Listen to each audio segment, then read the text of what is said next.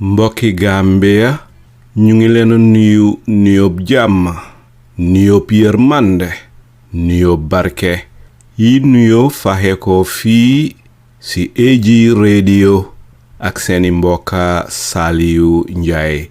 ñoomati mbégte gu mag dellusiwaat fii di waxtaan ak yéen di Sunday weekly programme mooy waxtaani bés bi bési tey bi dal di tollook 20 fan ak ñeneent si weerub August atum 2025 comme ni nga ko gën a xamee rek si kàllaama angale tey la Sunday August 24 2025 waxtaani tey bi ñu ngi gestu ñaaru doxub ñaxtu yi mag yi nga xam ne mooy li xew démba ak barki démba ndaw yi génn neen di protest against PURA nga xam ne den bugg a yokka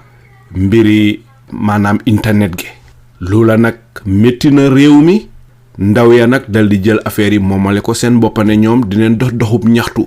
si turi réew mi yépp ndigte luñ yokka rek réew mi ñëpp a ko yëg ak ndoor bon booba doxub ñaxtu nekku ne rek GOMSABOBA nekku ne ndaw yi doon doxub ñaxtu rek ñoo ko moom waaye Gambie yëpp ko moom démba tamit di samedi tolo 20 fan ak ñetta si weeru August ndaw yi nga xam ne ñu ngi yëngu si parti bi ñu ooyee UDP ñoom ñoo dal di oote waaye nekku ne ñoom rek ñoo doon doxub ñaxtu ban ootee Gambie yëpp a leen uyu si ndigte li ñuy ñaxtu réew mi yëpp la laal benn mooy mbiri ID Cards yi nga xam ne nguur gaa ngi dem bitim réew naan dañuy jox nit ñi ID card loo xam ne lii ñu ne dafa laak transparency li nguur gi di def daal digga tey na xel teg si dolli ñu ngi wax ne nguur gi fi mu war a njëkkee dimbale ñu am ID card moo ñu nekk si biir réew mi ndi te ñu bari ñu ngi si biir réew mi amul ID card nga romba ñi si biir dem sa biti ne da ngay utal nit ñi ID card tey na xel teg si dolli tamit mbiri IEC registration yi ñu ne dafa seer den ko war a wàññi lii mooy li nga xam ne moom leen doon doxum ñaxtu démba ba police yi ñaari doxum ñaxtu yi yépp gis neen li nga xam ne moom la police yi def it is all over social media YouTube ak Facebook police nag kan si gën a ràññee mooy ku ñuy ooyee superintendent Lamin Sarr gis neen ko dégg neen yi muy wax ak ni nga xam ne noonu la doon conducté protest yi nii mu nekk loo xam ne daal méngoo te ni ko Gambien ni dal di buggee Gambien ñu bari ŋàññaneen ko bu baax te méttitlu ni nga xam ne noonu la doon doxee ba nga xam ne fi mu nekk ñu bari ñu ngi leen jàppa yóbbu leen kaso lii na nekk na loo xam ne yëngalaat na réew mi lii la ñuy gastu suñ gan yi du kenn kudut Honourable Modou Lamin Ba mi nga xam ne mooy di National Assembly member bu Banjul North su kanamee tuuti Pa Modou Mbowe dina ñu join tamit Pa Modou Mbowe moom mooy di former Public Relations Officer bu APRC ba no mbokk yi duma def lu dul ànd ak yéen rek ñu dal di dem jëli Honourable Modou Lamin B Ba Honourable Ba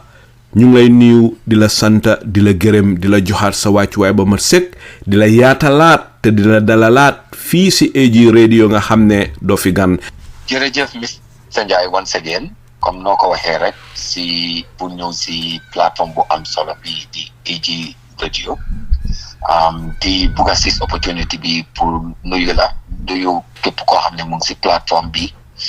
képp Gambian boo xam ne yaa ngi biir Gambia outside Gambia maa ngi laa nuyu fu nuyu dinaa selle tey nag kontaan naa trop pour nekk si plateforme bi pour am a very important discussion with you comme noo ko waxee si sa introduction bi waaye balaa maa def dara dama sis opportunity bi pour masawu suma moromi ndaw yoo xam ne right now nii nu ma waxee yow nii ñu ngi gannaaw comptoir ndeysaan ñu ngi si about 4 different stations in this country the Keraba police station, Kotu police station, Bakota police station, and Kanifing police station. Police stations is a guy, separate guy, definitely in their numbers. The lucid general unfortunate moi, umateme si police station buneka Kotu. Can you imagine? Barkat de babu malen pa feke moi Friday bulen for yobo single. Fulen danger moi gana contour. It's just 2 square meters. That is the space. 2 square meter space la. No sound. So 2 square meter bobu. Can you imagine? 11 nit len fa dugal. Te suñ la so gisee space bu fa nekk pour lifi naka la turati pour ngelaw mu duga. Dañ ko def deliberately pour punish leen ndax place moo amut. I just don't know, but pour wax la diga rek man dama ne that is deliberate because the thing is 2 square meter space ak ventilation boo xam ne if you look at benn pax rek mooy pour fu gaay di nokkee nga dugal fa 11 nit loolu doy na waar torop waaye ma commencé ngum fii rek ma alaaw la nga ñëw ak sa question bi. Ndeysaan jërëjëf Honourable Modou Lamin B si jàngat yu am solo yooyu. Honourable fi ñu tàmbalee laajtey rek mooy ñu daldi ko tàmbalee si ñi doon demonstrate against PURA di te boobu mooy bi xew barki démba di on the 22nd si ajuma ji li ma bëgg a laajte mooy ndaw yi lan mooy li waral doxub ñaxtu yi ni protest bi noon def against PURA lan mooy li ko waral lan mooy li ko indi si sa gis-gis. Mr Jai fu may commencé mooy dama fàttali askan bi rek lu ma musoon a wax si parlement bi mooy bu Gala Jos génne protest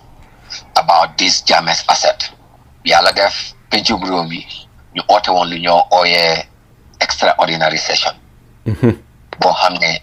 ci lu neen opportunity boobu bu set up lu ñoo ooyee special committee by the parliament waaye bu ma jugee ma wax that is the first day of the session yëgal naa parliament ne as long as nguur bi bugguñ nit yi ñu protest neen bàyyi yu bon wala yu wrong yu gaay nekk di def si réew mi and loolu mooy diggal te maa ngi koo fàttaliwaat askan bi because tey nguur bi moo nekk di doxal réew mi te lu moo doxalee réew bi la ko war a teg si yoon te tey an institution like PURA is indeed under the purview of the government si government bi la bokka because ñoom ñooy regulate lu bari si réewi Gambia especially when it comes to GSM operators yi tey man dama ne xale den génna si loo xam ne la ko jar si loo xam ne lu am solo la te lu am njëriñ la waaye the most unfortunate part is naka la mujjee parce que tey métti na torop suñ xol yi ñu gis benn naka leen loon xandulee xale yi buñ leen loon arrest ñu ne buñ leen loon arrest ñu ne laa ko waxee de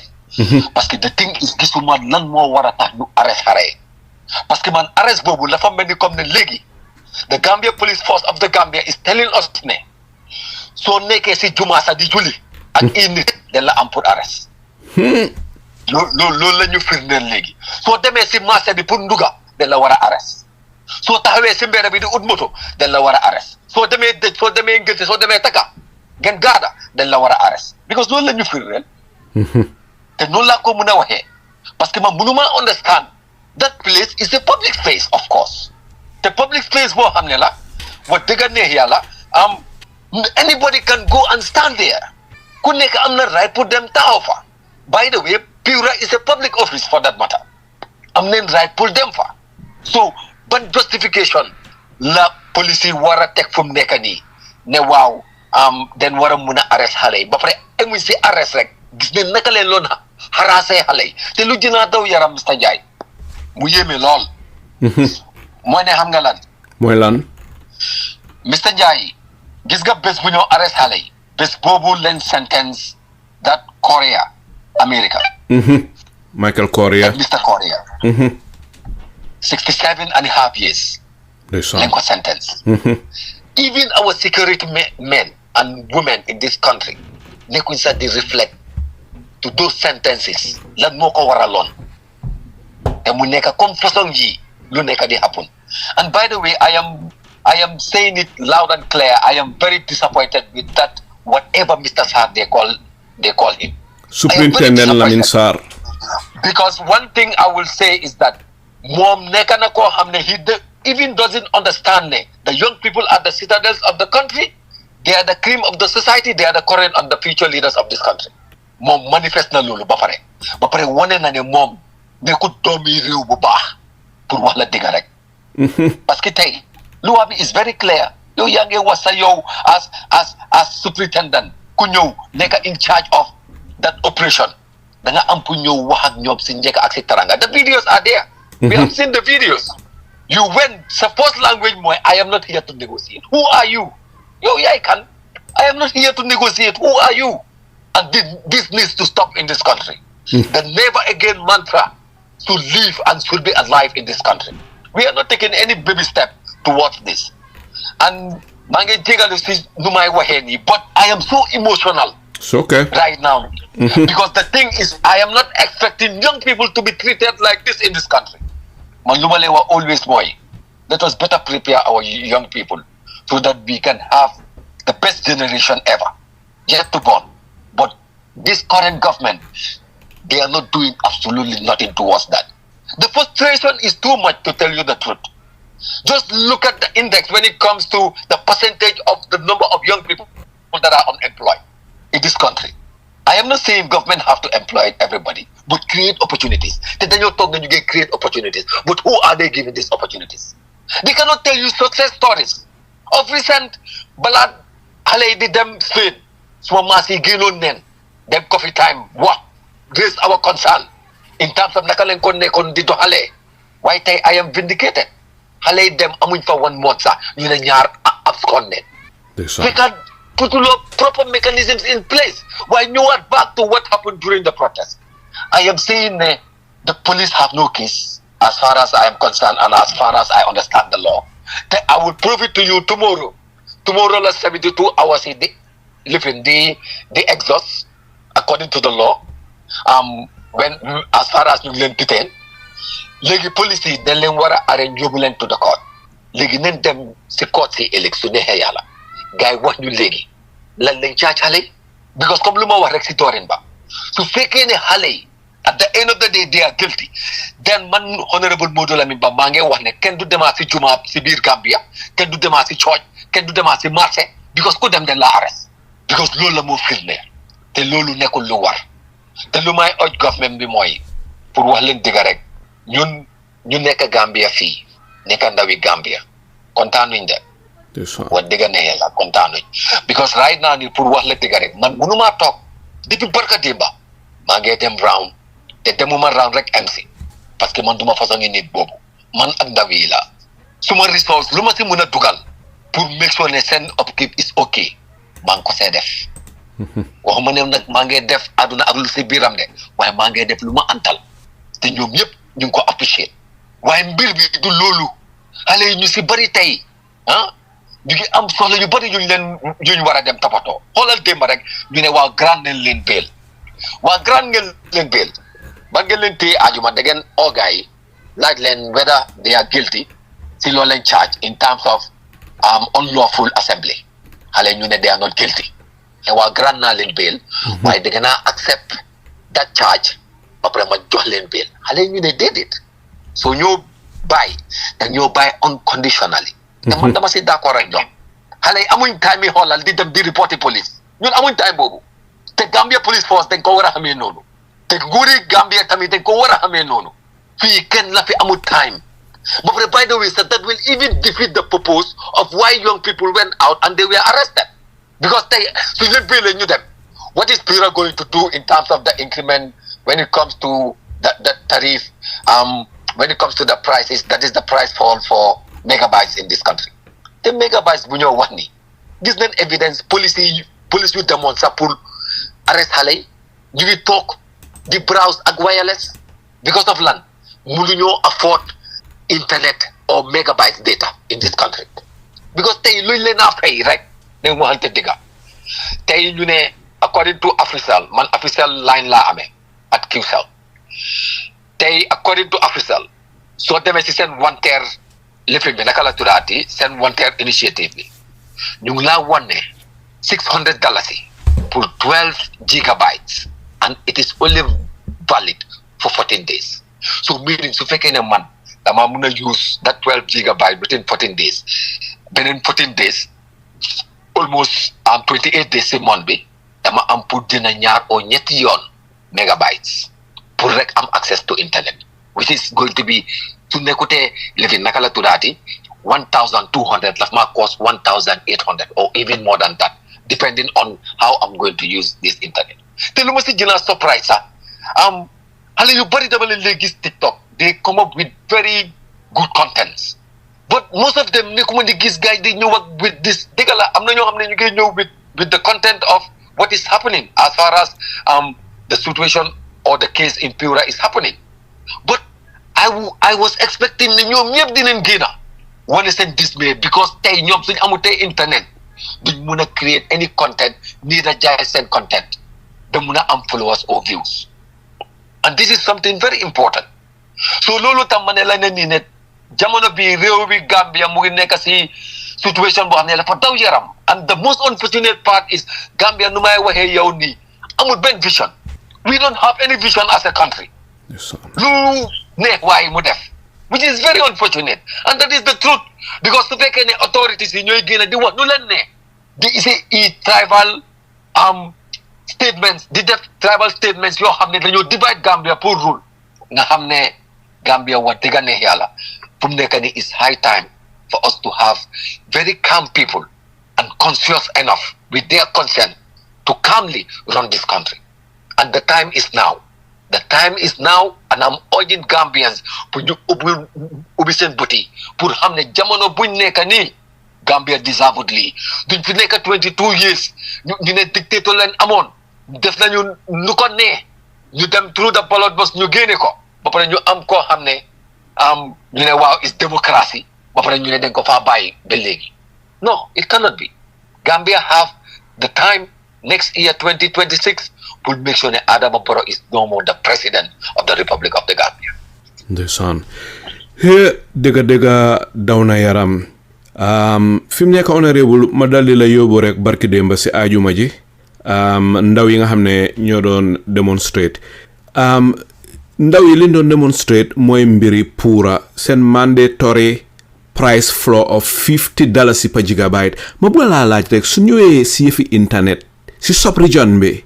ñoom ñoo gën a cheap la yeneen dëkk yi ndax ñoom ñoo gën a seerle comparing to Gambia. Gambia soo ko bàyyee xel ñun right now nii luñ gis mooy ñun ñoo dinaa seerle in a sense ne tey ñun suñ jëndee megabytes from any GSM operator boo xam ne moom lañ subscribe with gigabytes bi la leen mel ni comme xawma dax ngelaw xawma lan dafa toog rek ne teew jeex na te pour wax la dëgga Gambia bariwul ñu am. That is the truth. Gambia bariwul ñu am te soo bàyyee xel gis nga lii nguur gi dañ xamul sax li fan la moo yóbbu réew mi because the thing is tey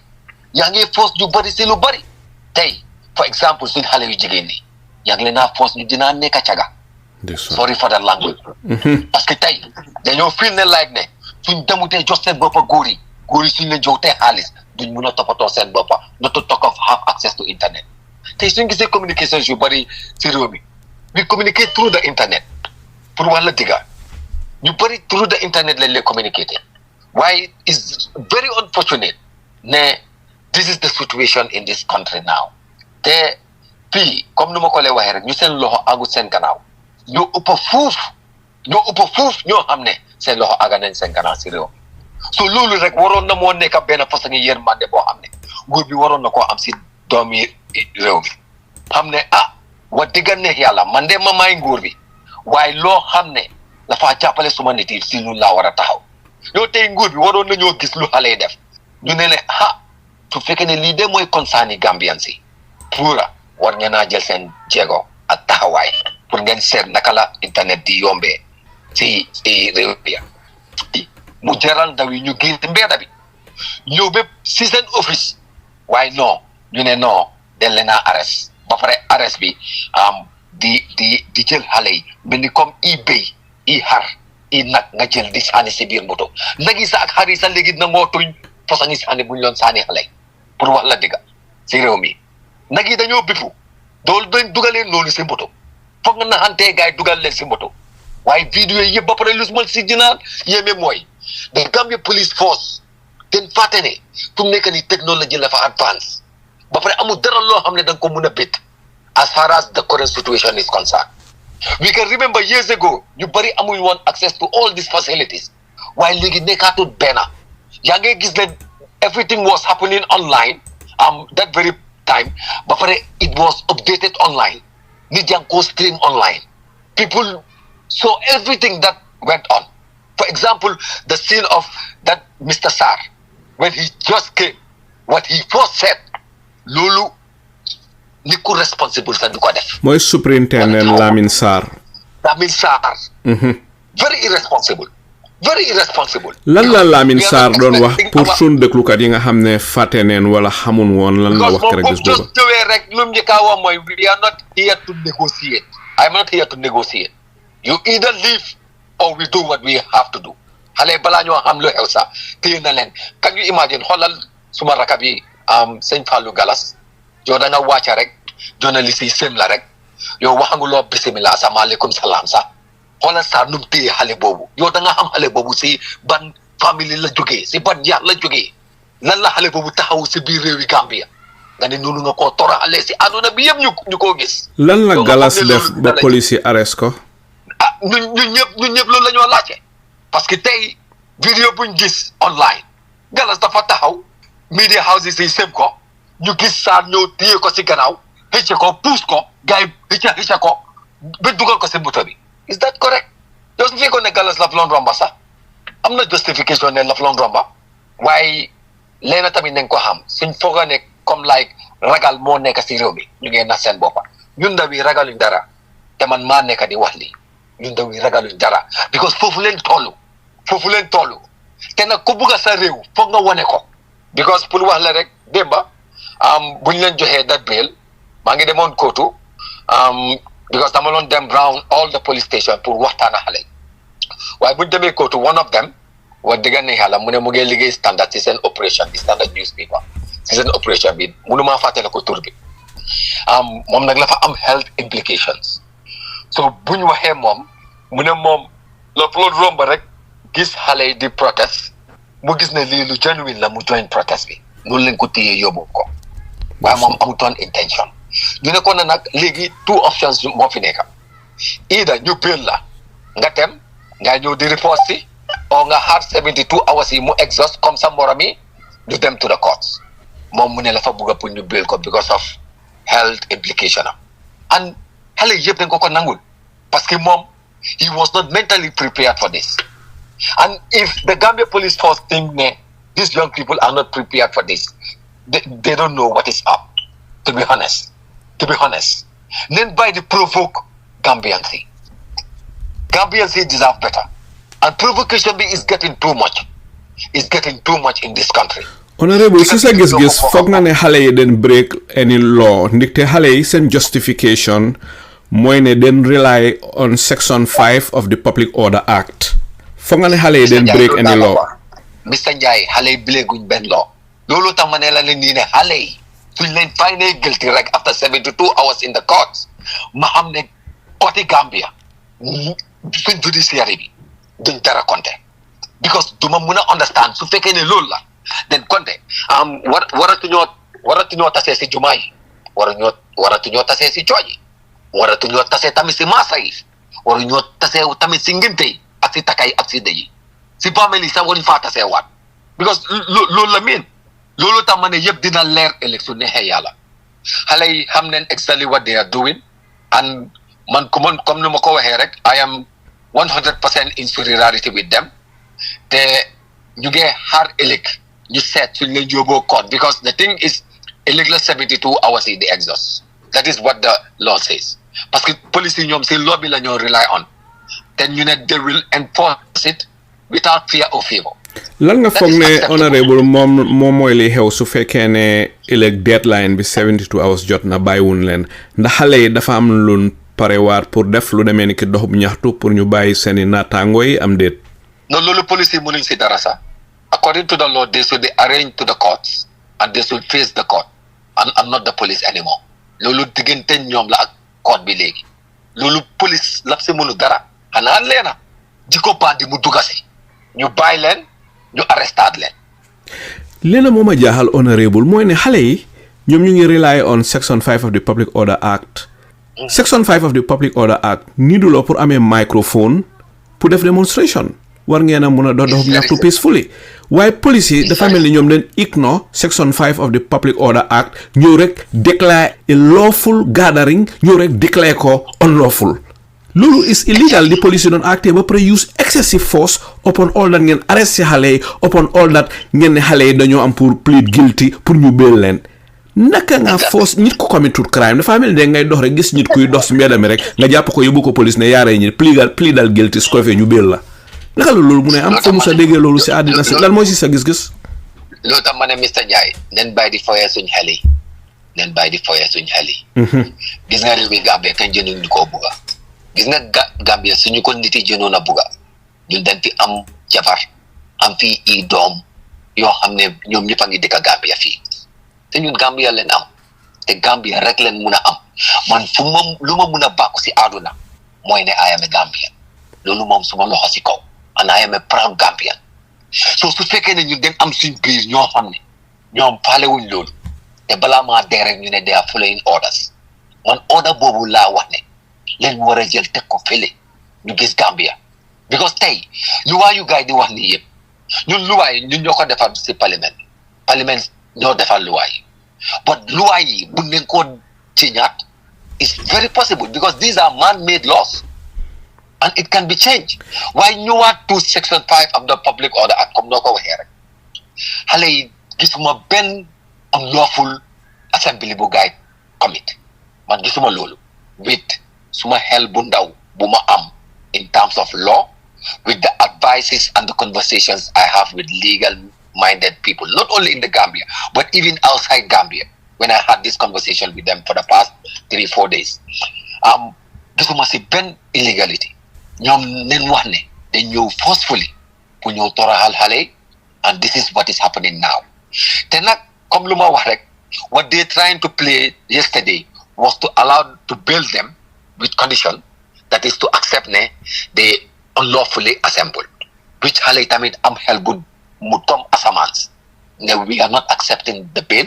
we don't want anybody to bail us we are going to exhaust the 72 hours which is the tactical and the best move ever and the best decision by the young people and uniform honorable dafa mel ni xale yi they are very smart dafa mel ni xale yi anticipate woon nen ne lii dina xew te bu leen jàppee lii la ñoo def loolu boo xam ne as a country soo fogee ne ñun xamuñ lu ñoo def yaa ngeen na sa boppa nen ñu xoolee ne xamuñ dara wala munuñ dara waaye tamit dara duñu bit as far as the system is concerned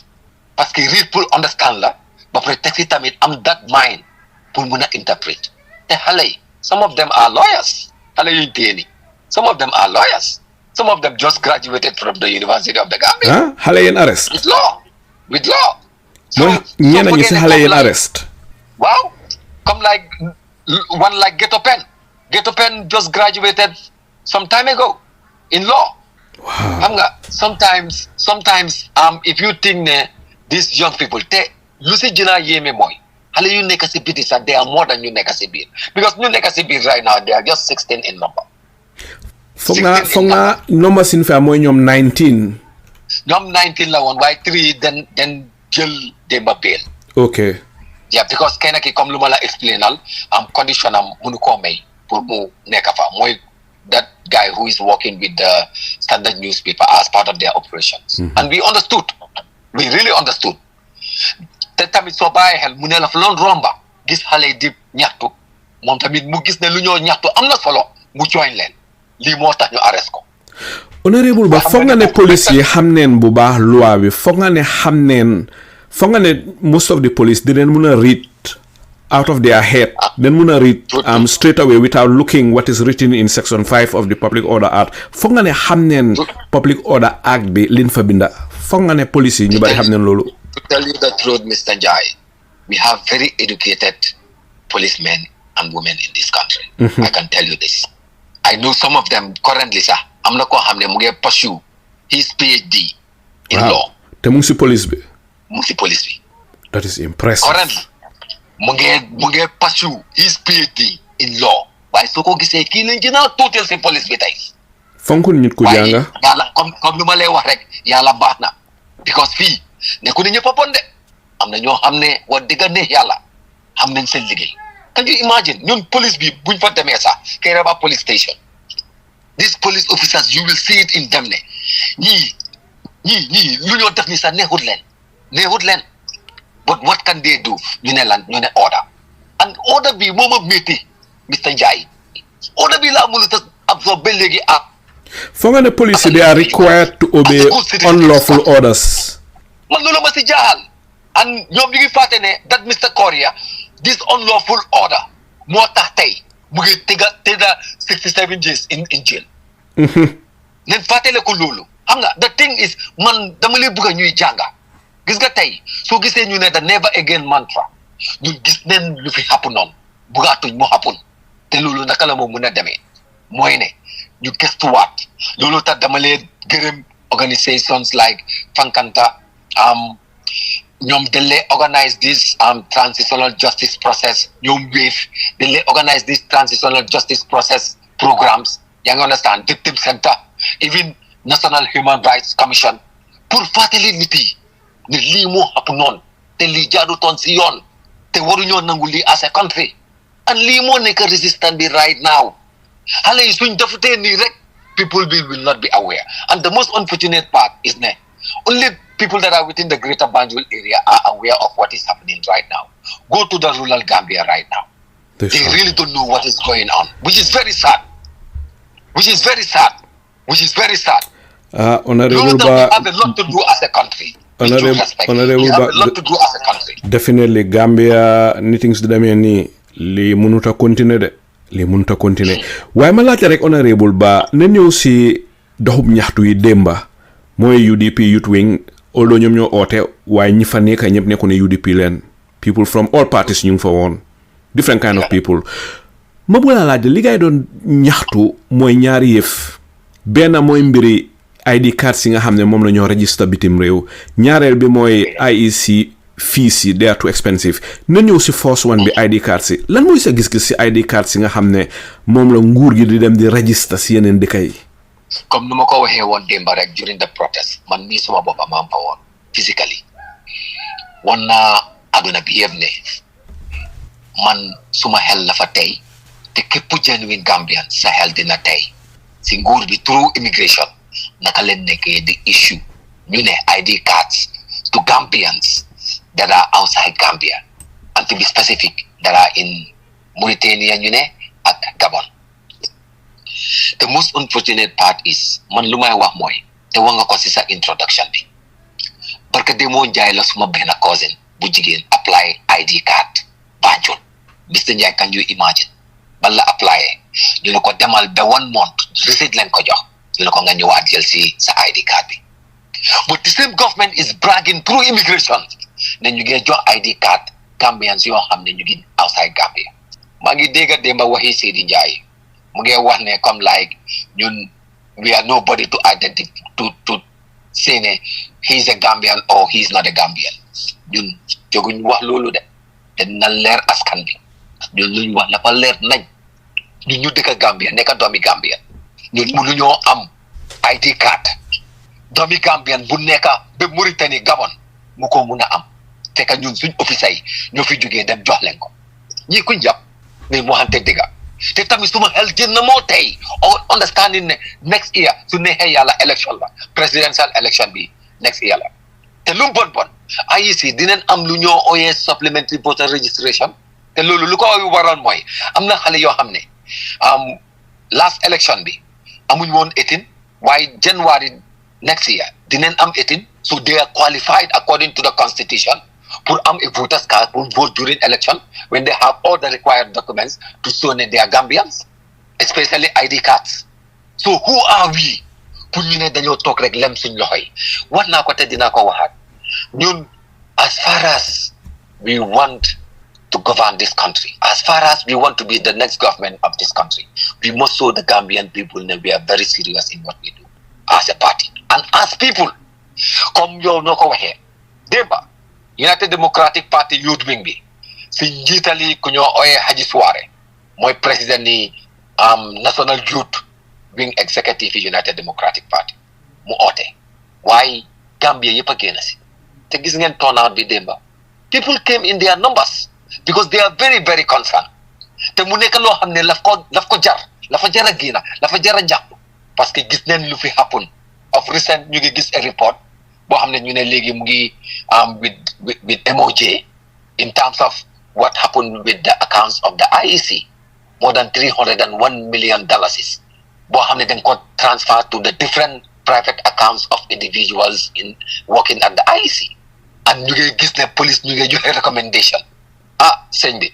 war na moo nekk loo xam ne war nañ see taxaw de as a country lii nekku ne United Democratic Party lañ koo defal de waaye Gambians yi lañ koo defal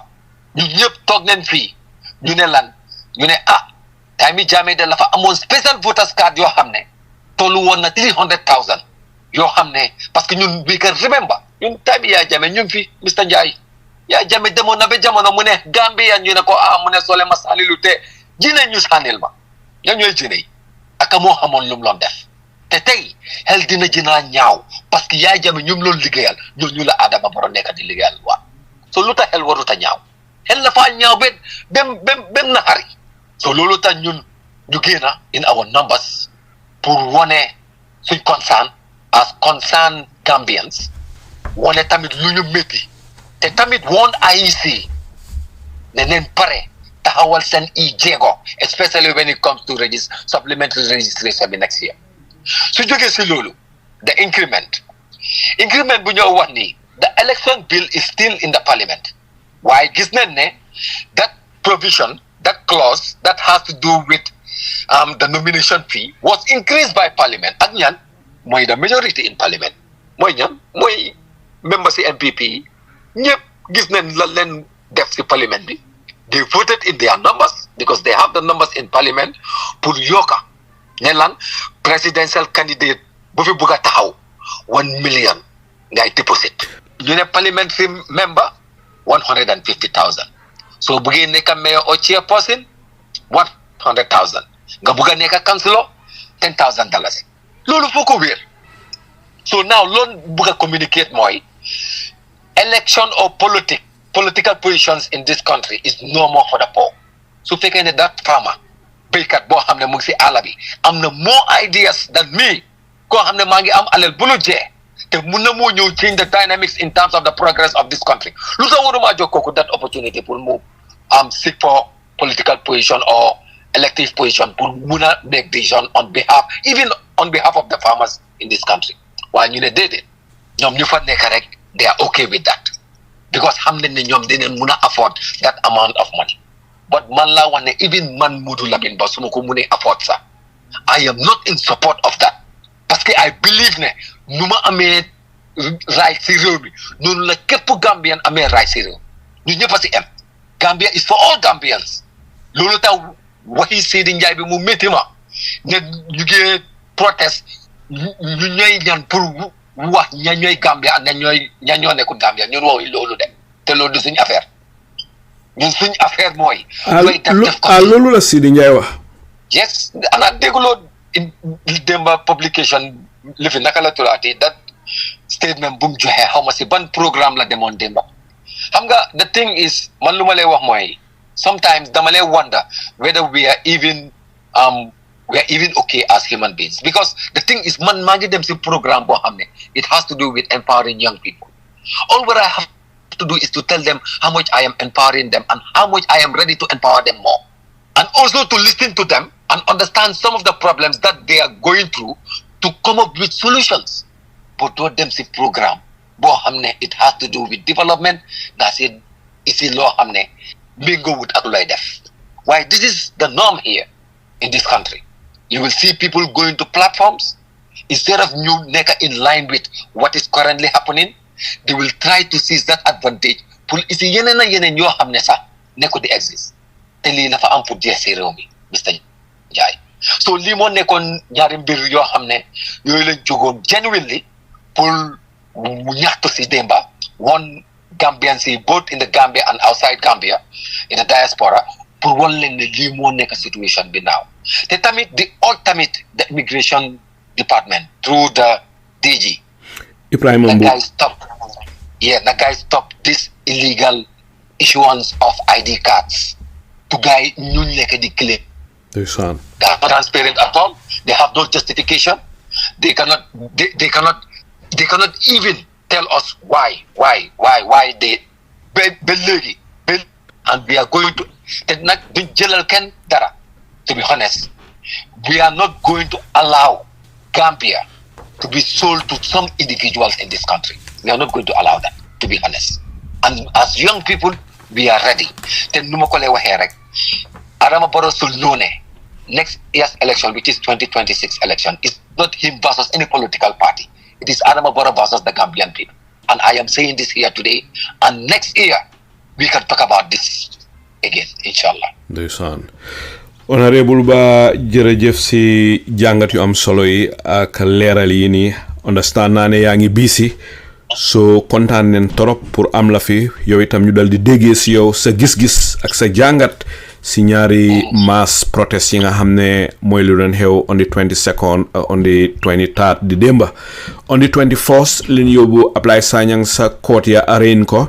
22nd ndaw yi GOMSABOBA ak Gambia ñëpp utali mbedda yi di demonstrate against PURA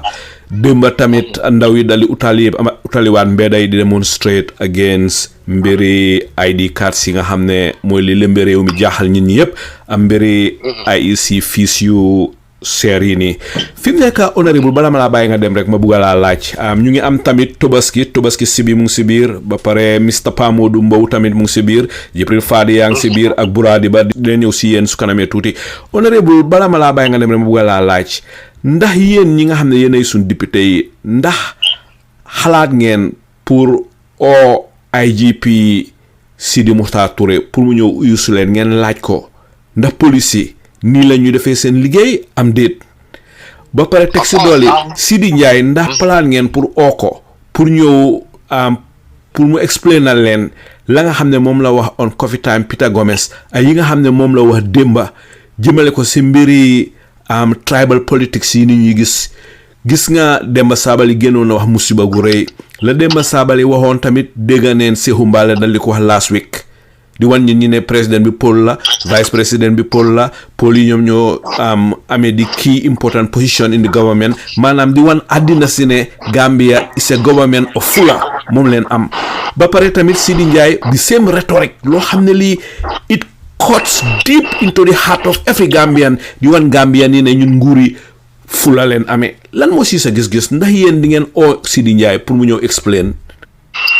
xam nga Mr Ndiaye pour wax la dëgg rek. It's very unfortunate. Okay, so them as deputy Banjul North. Sidi Njie is the chairperson of the select arm of the Standing Committee on Defense and Security of this country. So meaning we are expecting more from him than any other person in parliament. But it is rather unfortunate that he is even the one who is leading. The young Lachelo Amsolanda didn't all. Of course, I'm then drive pull all in. Why through the committee that didn't quite because Sidi Momo nekk the chairperson of that committee. So lu may urge mooy képp member boo xam ne mu ngi si that committee let them do the needful and make sure ne they inform Sidi to ask the IGP to come and answer to them and respond to all these questions that you are asking me right now. And I think it is very, very important. It's rather unfortunate ne maa ngi si lifin naka la tuddaati maa ngi si beneen situation right now waaye dama am pour bàyyi leen waaye I would have wished ne comme like you this conversation ben je why maglena gërëm di leen santat di wax ne it is high time for us to have a very serious country and also a very serious government in place in order to run this country so that everybody will benefit. Thank you. Jërëjëf honorable ba ñu ngi lay gërëm di la sant yaa ngi BC yaa ngi nekk family bi waaye ngi jël sa time ñu ngi rafetlu bu baax li nga jël sa time dal di ñëw nga nil ñu family bi ba pare tamit nga funal ñu sun doom ji jërëjëf honorable ba fi mu nekk ma dal di ñëw si Pa Modou Mbowe bala maa ñëw si Tobaski Sibi Mr Mbowe Gambia day yëngu na ñaari fan yi ñu jox gannaaw ñu dal di delloo suñ boppa rek li nga xam ne mooy li xew ajuma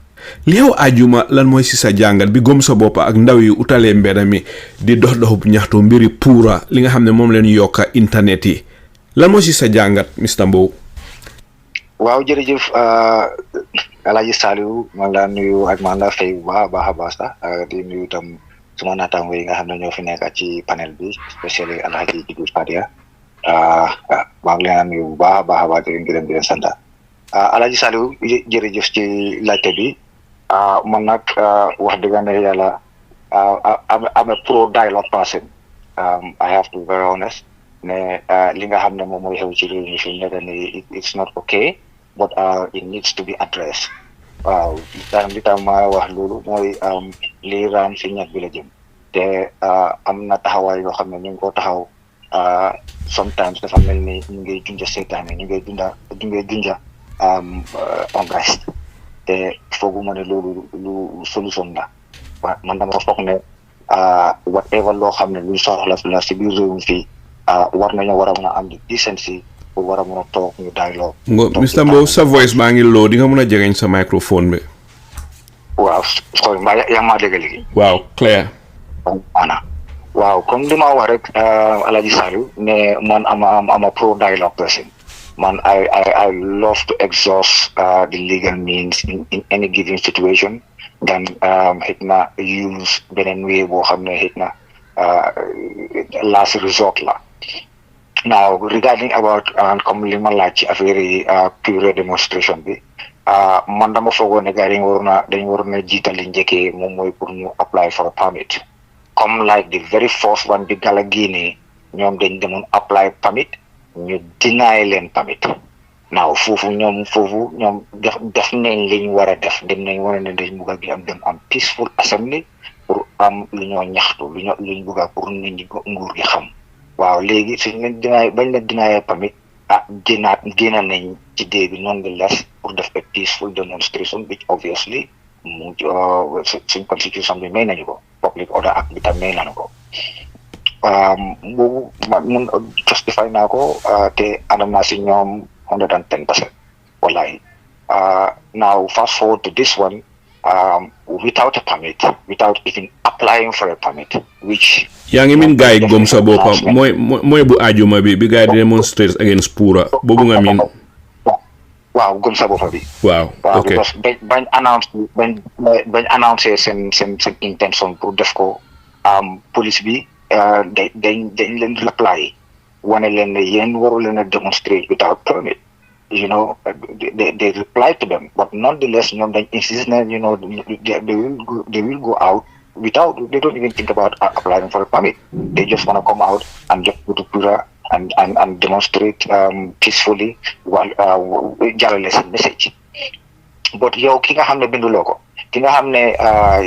south law for permit and stuff. Nakanga guna nyo itahore buhako gusapun mudigula in the first place. So. Am na yenn yoo xam ne dañ ko war a seet dañ ko war a bàyyi xel tam pour mu bañ a incite violence waaw because génni golo dafa gudda waaye foo ci laal rek borom yëg ko tey nit mun naa ñàkk a ànd ci liggéey def sax waaye tey ñu jàppal rakaam tëj ko ak yooyu noonu loolu li mu jóg na def li yeneen naka si dul noonu sax yeneen sambabo yoo xam ne sax ñu rax ci biir loolu pour déstabiliser dëkk bi. lan mooy sa jàngat si ñuy wax ne xale yi seen justification was align with Section 5 of the Public Order Act. Nite Section 5 of the Public Order Act niduloo permit yaa ngi need permit su fekkee ne nga use lu demee ni ki microphones waaye ñoom usun microphone so which means ne gathering boobu was lawful at least according to Section 5 of the Public Order Act. Justification boobu foofu la xale rely lan mooy sa jàngat si lii. waaw ñoom xam nga ñoom loolu la gaay gis rek ñoom loolu la gaay gis te foofu la ko gaay wéer loolu tax gaay borawuñ sax pour war a dem south for a permit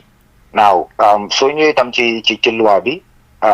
site police itam xëy na ku leen mun ci jox order tam kooku xëy na tam moom mu ngi bugg a set a precedence pour ne waaw ok su fekkee ne allow nañ lii pour ma xakun tey that can go on forever anybody who anything. waaye Mr Mbowe sooy set precedence da nga set precedence according to the law su fekkee ne da nga ñëw fekk a gathering a lawful gathering nga ñëw rek declare gathering boobu leen as illegal ba pare use force ne dañ war a disperse emusi nga dal leen arrest yóbbu leen police yi they were dispersing a lawful gathering foog ne police seen boppa sax den break law bi du xale yi su break law amee am na ñu wax ne police yi la lan moo si sa gis-gis waaw police kay ñoom dëgg su fekkee ne on a normal setting la rek war a mën a ñëw sax toog jox leen daal protection in terms of make sure rek ne buñ def dara luñ war a def waaw but they were not informed by seeking permit. Why they don't have to inform the police according to Section 5 of the Public Order Act. They don't have to inform the police. It is a lawful gathering. Ñoom using amewun benn loudspeaker. So the gathering was lawful. Su fekkoon ne den amee a microphone, loudspeakers, ba pare plus apply un permit, then definitely that is an illegal gathering, an unlawful gathering. Police su boobaa am nañ right pour ñëw disperse leen waaye xale yi amee woon loudspeakers, which means ne the gathering was lawful. Police yi they break and disperse a lawful gathering, so police yi ñoom ñoo break law bi du xale yi. On top of all of that ñu dal leen arrest teg si yóbbu leen. Police yi then double break the law, then break the law twice. Lan mooy si sa gis-gis. waaw loolu ma ne la train la bu nekk di happen fii parce que ñun dal nañu ñun oote nañ press conference ak kër Jërënding Sagnang nga ñu ñëw tear gas ñu foofu arrest nit ñi yóbbu leen te using any microphone or anything te si private si kër nit lañ nekk comme ku am ngénte. yaa ngi gis that was illegal. loolu tam police yi ñoo tooñ. but people don't make noise about it. kenn waxul si loolu dara and they got away with it. It happens again with the same people. ñu didn't apply for a permit. They gave us a permit. You understand what I'm saying? You want to have a fundraising at Buvu Zone. They came and the 11th hour, the gathering is not going to take place. They start to tear gas. Some people are still sustaining injuries from that, and nothing came out of it. It was okay. Nobody. Tahu di deny. Bena Usenu Dawo lawyer Usenu Dawo mo tahu mu denounce lulu. Ne right waruñ ko def. Apart from lulu, ken waxu si loolu dara. As a matter of fact, some people were happy ne dal nañu parti Yaya Jammeh. So dañ war di bàyyi si xel si yi nga xam ne loolu man bugguma dugga ci gaami ne dalut ma rek so therefore I don't care. No, that's not what I'm saying. It has been humble. Trend bi mu doon happen te dañ ko allow mu xew. Understand nga? So mu looloo ñëw ba nii dañ nangoo loolu foofu. Well, nanguwaat ko for the second time after a long while, sir, because nekkutoon like a week or so difference. It's like a year apart. ñu ñëwaat defaat the same thing. People with permit on Independence Day on a Sunday. ñu ñëw tear gas ñu Alaaji Saliou. te political leaders yu bari denounce ko UDP rek ñoo denounce loolu. ñun loolu rek lañ gis bu Seydou Dabo rek lañ gis di gisuñ kenn ku ko denounce gisuñ kenn ku si wax dara sax. And as a matter of fact, there were some people who were jubilating. You humiliate. Honourable Essa Mbye Fall, Honourable Halifa Sallah, Honourable Mama Kandeh, ken denounce ko. Gisuma ko. So amé tam man gisuma ko man bu lawyer Ousainou Darboe la gis. Mom la déglu mu wax bu rafet la wax ni taxaw li comme usually lim daan def lañ ko nit ñi xamé. Taxaw wax li nga xamné loolu la xam ci affaire lo. Waaye Mr Mbowe Gambian yu bari tamit ñu ngi wax ne lu bari daf de xew ci dëkk bi. Political leaders yi ñu bari dañ dee noppi ñaareel xëj na sometimes Mama Kandeh dina génn di denounce li xew waaye most of the time UDP rek nga gis ñu génn di denounce yenn ñaawteef yi xew recently gis neen Essa Mbye Fall tamit mu ngi génn di denounce especially bi ñu jàppee xale yi loo xam ne lii Gambien yi welcome nañ ko bu baax waaye ñaareel su dara xewee political leaders yu bari dañoo ne tekkaaral UDP rek nga gis ñu génn di ko condemn lan what is going on. Well, Alaji is sometimes silent. The family consent. The family redang si anda. Wow. As a leader or a political leader, so giselu unjust. Nga ginanga tahongo ako. Now, man respect mo lula jo he ulay Ousainou Darboe betay. Not ne sing case. Why she even in time kasi gursa. He's very consistent in that. At party bi. Now, so c'était protest bi nga xamne mo xew IEC. Lu tax ñu tear gas arrest leen? Waaw, lan nga foog ne moo tax defoon loolu? Because ñu dañ taw well obviously am nañ permit di pour wara def loolu. they've planned it, they sought their permit, and they got their permit, so them nañ def ko successfully. Even ñi nga xam ne sax bokku nekk UDP sax they went there because li nga doon xeex pour réew mi la. You know wax pour réew mi la. xam nga ñu bari naka leen ko gisee Mr Mbowe dañ ko gisee ne xale yi bañu na dem kaso, xale yi bañu na éega ñoom si mbeddami, xale yi bañu ko raas to raas ba géej gi fer ñoom ñoo police bañu ko si looloo tax police na ñi xaaral ñu jox leen bi ko ñi liñ si pare ñun pare wuñ ko si waaye xam nga yéen da ngeen use diplomatic gentlemanly approach. Am na ñu wax ne police yi xamul loolu c'est à gala say mun apply permit ñu jox leen dañ leen a jox because xam ne lan mooy xew bu leen joxut ma bëgg a xam rek lan mooy sa gis-gis sa lii. waaw loolu nag gis nga Alaaji Saliou nit kuy poogaroo seytaane yow fekk yow gisuloo seytaane sax yow xamuloo naka la seytaane naka la problème mel ñun diplomatic means lañ nii we need to sit down and dialogue ñun kañ lañ fi seytaante ba mu roñu mun a toog si table wax kañ la fi leneen guddi naka lañ ko waxati guddi ba nit ñi mënu ñoo xamee wante ba seytaante bi nga xam ne dem nañ tuddi extend bi nga xam ne mënu ñoo toog rek def the right thing mënu ñoo toog rek teg dara si table gis ne lii rightut so accaleen ñu génn ñu ñëw toog ñun ñu xeli suñ xeli ñu xalaat ñu wax ñu put things into perspective. We can do that. Now, so exhausted sa ligue, sa means, diplomatic means, then I guess, dead end la. Obviously, but we again a peaceful protest. We can do that. Don't condemn Hale Lingena they demonstrate against PURA, despite the fact they apply un bapare amon permit pour protest. Ndax nga condemn lolu ndax dang ci anda. Man fofu la am problème liñ dem apply def at least def di attempt sax pour apply for a permit suñ leen ko dinaayee sax nit ñi xam ne waaw at least ñi jël nañ the right step first then ñu dinaay leen ko obviously boobu mën nañoo génn dem def peaceful gathering waaye peaceful gathering boobu yow demuloo taxaw ci open space yaa ngi dem ci office si jàmbur. waaye Mr Mbowe gathering bi was legal using loudspeaker according to the law.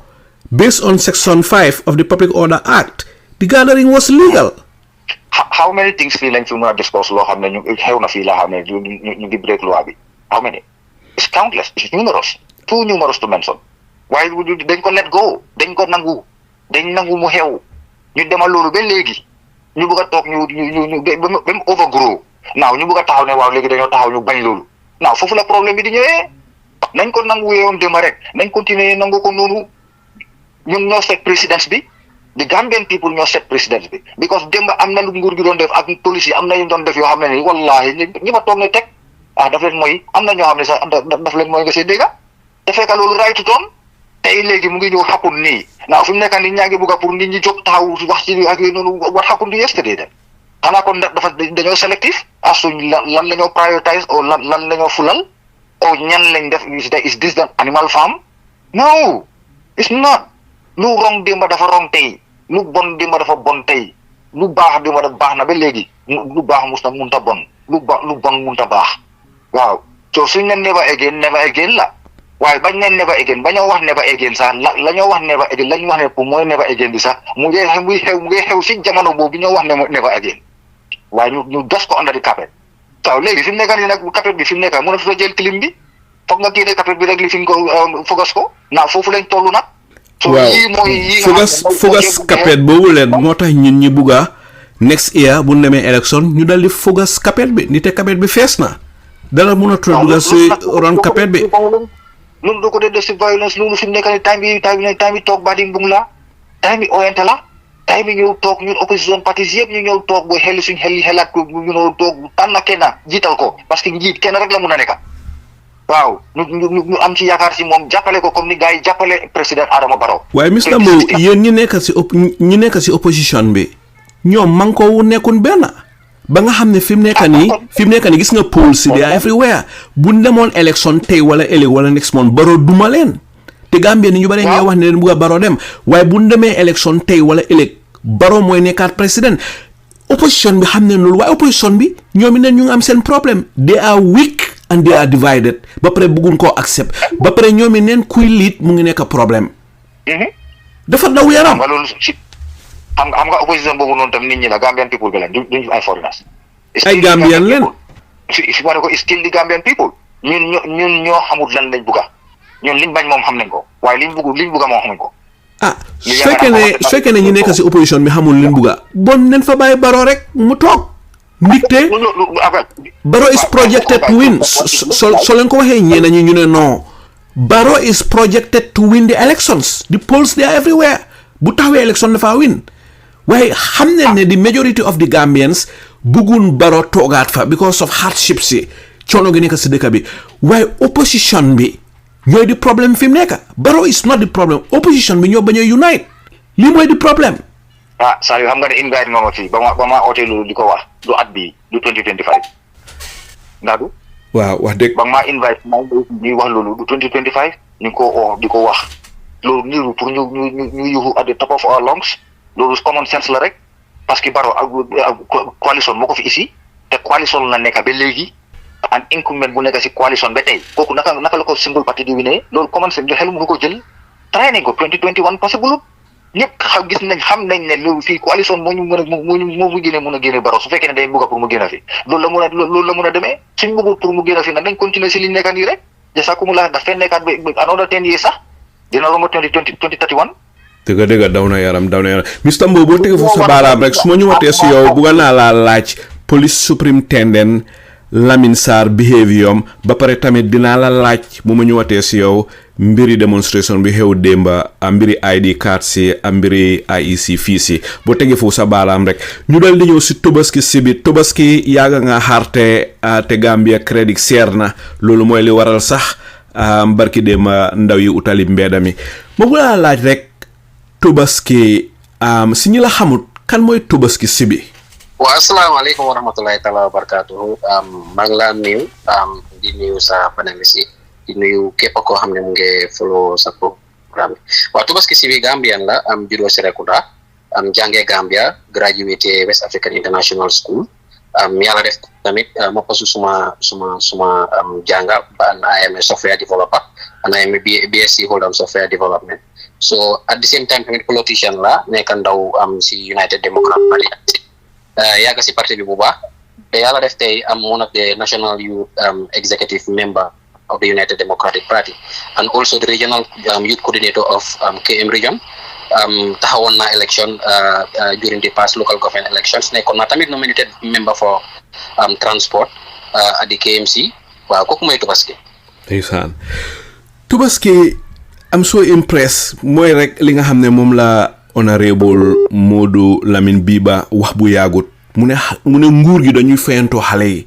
nite xale yi ñuy jàpp ñu bari si ñoom ay graduates leen seeta rek yow li nga wax about sa background sa educational background ku ko dégga dina xam ne kii du cuune te ndaw yi ñu bari duñ cuune de xam neen li xew si dëkk bi nguur guy fayantoo xale yi rek yow fa nga jëm gëmul ne ndox dina fa am nguur guy fayantoo xale yi da nga xamul li xew si àddina si waaye boo gëstoo àddina si seet li xew war nañoo xam ne waru na fayantoo suñu yut si ak xale yi ma bëgg laa laaj rek Tobaski yow doxub ñaxtu bi nga xam ne mooy bi xew aajuma bi ñoo demonstrate against PURA yaa ngi fa woon am déet. non man actually nekkuma fa woon mu ma fekkoon maa ngi woon suma liggéeykaay but actually dama toog after suma jabar mu ma call sax mu ne ma dafa am youth sinte so si laa dem online ma gis ne incident bi ñoom Killa Isla and concerned citizens yi ñoom ñoo génnoon di wane seen naxar si data bi nga xamante ne nii dafa seer te pour jox la classical example rek da ngaa gis ne tey rek maa ngi gis Watson Gambia ñu ngi share naka la data ci neighboring countries so ay country like Gambia ñu am our regulatory bodies like the PURA mu war fee nekk for the consumers maanaam ndaw nit ñi nga xamante ne ñoom ñooy askani Gambia ñoom ñun lañ fi war a nekkal luñ gis ne luy yokkute la ci jëndakat bi o si ñi nga xamante ne ni ñoom ñooy indi seen services muy war a dem si ñi nga xamante ne ni mooy Gambia ni ñoom war nañoo nekk ñoo xamante ne ni ñoom ñoo see taxaw ñu gis ne affaire yi jaar na yoon naka la war a jaaree yoon ba nga gis ne consumer bi dina nekk koo xamante ne ni duñ ko jox loo xamante ne lu seer la soo seetee tey xoolal Sénégal data da ngaa dem Sénégal nga jënd SIM card free data bi la day jox noonu daf la day mën a yóbbu even a month or so da nga day gis ne ñun da ngaa jënd data is expensive ba pare at the end of the day li nga dee expect on services doo dee am that services that quality services that you expect to get so pour wan la rek ne PURA ñoom si lu ñu waroon a taxaw ñoom taxawuñ si loolu pour make sure ne ñoom di ko seetaan naa seen press conference bi gis naa ne seen press conference bi tamit naka lañ ko dee waxatee seen press conference bi tamit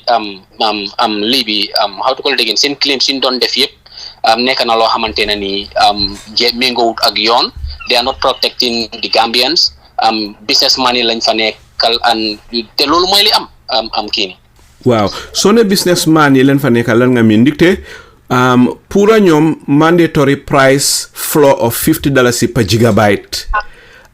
yeneen dëkk yi comme ku mel ni Sénégal ndax foog nga ne 1 gigabyte moo gën a cheap comparing to Gambia mi nga xam ne PURA ñu ngi impose pour 1 gigabyte war a nekk $50 suñ compare Gambia ak Sénégal ak Ghana ak Nigeria si sub-région bi Guinée Bissau ak Sierra Leone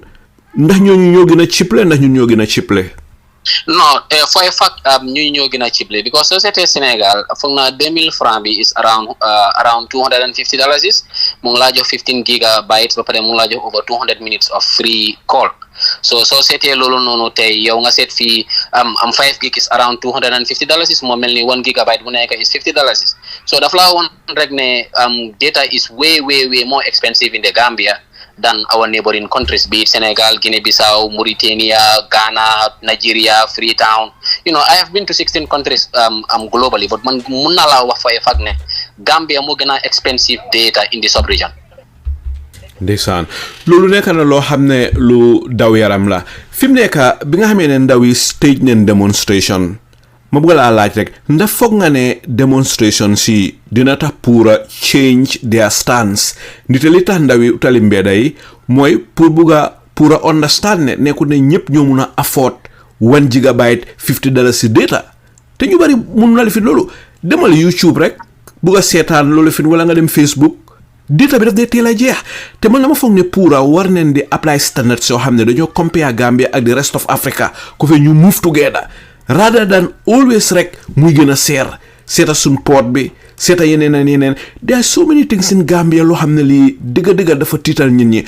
waaye ma bëgg laa laaj rek ndaw yi doxub ñaxtu bi nga xam ne moom leen def ndax foog nga ne loolu da tax PURA dellu gannaaw am déet ni te arrest nañ leen fi mu nekk lan mooy si sa gis-gis. waaw man suma gis-gis mooy PURA send director is appointed by the government, by the president himself. I believe one of their report to the Ministry of Communication or so and so, if I'm not mistaken, or the Ministry of Interior, even in the issue license or whatnot, if I'm procedure bu guide jar. One time I can tell you for a fact ne president bisi bopam mo ko appoint sen DG bi muy mi nga xamantene moy Njogu Ba. So man gom na ne pressure bi num munti demé fogg na ne order bi dafa wara joggé from the president. Te I believe ne ndaw yi su fekkee ne affaire yi ñor na leen diga war nañoo pare pour génna pour make sure ne consumer interest bi is protected. Then seen société nguur gi policies yi ngay jot a gis ñu jagar yëpp during the past 4 or 5 years. Just to give you a classical example, amul benn policy boo xamante ne ni nguur gi jagar na ko mu nekk loo xamante ne lu is in the interest of the people. Te ñun dañ leen sànnil karta nguur gi dafa jiite ñu ko sànnilut ak ñu motut pour sànni ak ndaw ñeeg ñi nga xam ne sax nekkuñ fi mbala yeeg ñëpp la nguur jiite. So dafa important ñoom any policy bi ñoo war a def dafa war a nekk in the best interest of the population, not selected few or cabudus or elites that are close to government. Mun naa la jox beneen exemple, just to give am na Gambian boo xam ne dafa jógee Europe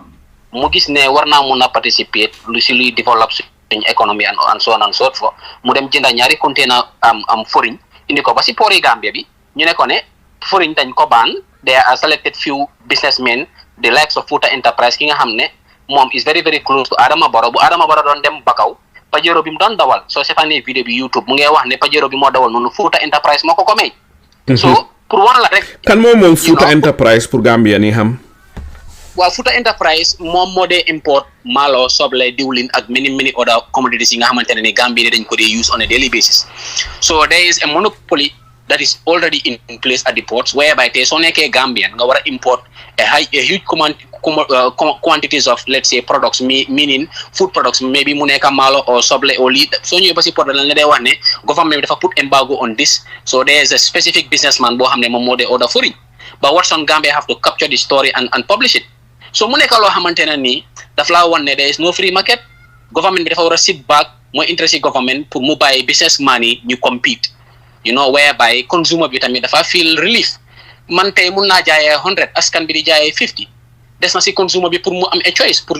choose quality or quantity or what not nga jëndee fu mu la neexee but warta nekk loo xamante ne nii government bi dafa create policies pour defend few people at the expense of the majority pour joxaat la another classical example mun nañoo dem si ciment bi government bi dafa design a policy mu ne Gambien yi waruñoo jëlee waat ciment Sénégal Mohamed Dia has the capacity mu ngi ko manufacture fi while ñun ñëpp xam nañ ne pour wax dëgg rek Mohamed Dia doesn't have the capacity ñun amun all the raw materials pour war a manufacture cement equipment sim fi indi yëpp pour rebagin la it's just like old wine in a new bottle similarly rek comme suñ Gambien yi nga xamante ne ni ñu ngay cross border bi di dem di jox seen boppal liggéey nguur gi joxut leen liggéey ñu dajale seen koppar yu ndaw dajaloo dem cross border bi dem Sénégal jënd fa ciment bu cheap indil ko Gambien yi jaayee leen ko pour ñoom tam ñu am lu ñu mën a soutenir seen bopp ak seen families yi gouvernement bi lan la def dafa dem mu draw a policy pour protect who not the majority Gambians but few businessmen the likes of Gassem Salam and Mohamed Dia of Dia Oil yaa ngi gis so daf pour jox la classical example ne government bi all the policies that they have drawn since been nekkee in power is not vested on the interest of the population te government suy design policy dafa war a nekk in the interest of the people not selected few business individuals so boobu tamit nekk na another example of the policies that have been designed by the Barrow administration na la joxaat another one oil scandal Russians yi bi gaa yi ñëwee ñu gis ne pour ñu war koo dugal si biir dëkk bi register wul they don't have the required documents lan la ministre bi def dafa dem mu dem cabinet they push and draw a new policy pour gis ne nit boo xam ne register wuloo Gambie mun ngaa indi essence nga jaay ko nga dem sa yoon nga fay little tax nga dem sa yoon so pour woon la rek ne there are multiple of policies yi nga xamante ne ni government bi daf ko design not for the best interest of the population but for the selected few te mun naa laa jox another example even fuel boobu noonu bi mu demee Togo xaw ma Gabon dañ ko reject because it doesn't meet the quality standard bi nga xamante ne requirements yi nga xamante ne government boobu moom la moo laajte pour essence wala gasoil pour mu war a dugal seen réew bi gars yi dem Ghanaian government bi tam ñu gis ne essence bi ou gasoil bi mutut quality standard pour gars yi war ko mun a dugal seen market bi dañ am requirements lan leen def ñu sumagul ko indi ko Gambia government bi si boppam moo dem create ay kayit pour legalize ñu seen indi essence bi si biir réew mi pour delluwaat si ciment importance pour woon la rek ne government bi interest am nekkut is not centered on the Gambians it is centered on selected few elites soo delloo si ciment bi ministre bi biñ ko ooyee parliament ñu ne ko ne ciment bagas yi fi nekk ñoom niñ ko tuddee ñoom mooy manufacturers mu ne ñooñu gars yi ne ko ñaata tax lañ dee fay seen soo calculé Gasem Dia Oil all this cement rebagas in this country man duma leen dee ooyee manufacturers because they are not manufacturers ñu gis ne mu ne ñooñu de liñ dee fay si tax is approximately 80 to 100 million per annum so gars yi laajte ko ñu ne ko GRA trucks yi dee duggee di indi ciment yi nga xam ne moom la Gambien si youth si Gambien yi dee dem di jëndi ci Sénégal di ko eb si truck yi di ko dugal Gambia gars yi ne ko déeta bi naka la demee mu ne in a year dañ dee am 18,000 to 20,000 trucks so biñ ko laajtee trucks yooyu noonu liñ dee fay yëpp soo ko calculé di sort of roughly $120 million so who is losing ndeysaan waaye Tobaski yow dafa mel ni yow def nga sa homework dafa mel ni yow ak ñi mel ni yow da ngeen dem ba gis ne dëgg-dëgg nguur gi business yu bari mu ngi nekk Gambia waaye nguur gi they just protect the few at the expense of the vast majority of Gambians ma bëgg laa laaj rek yow li nga wax ni ak li nga xam ni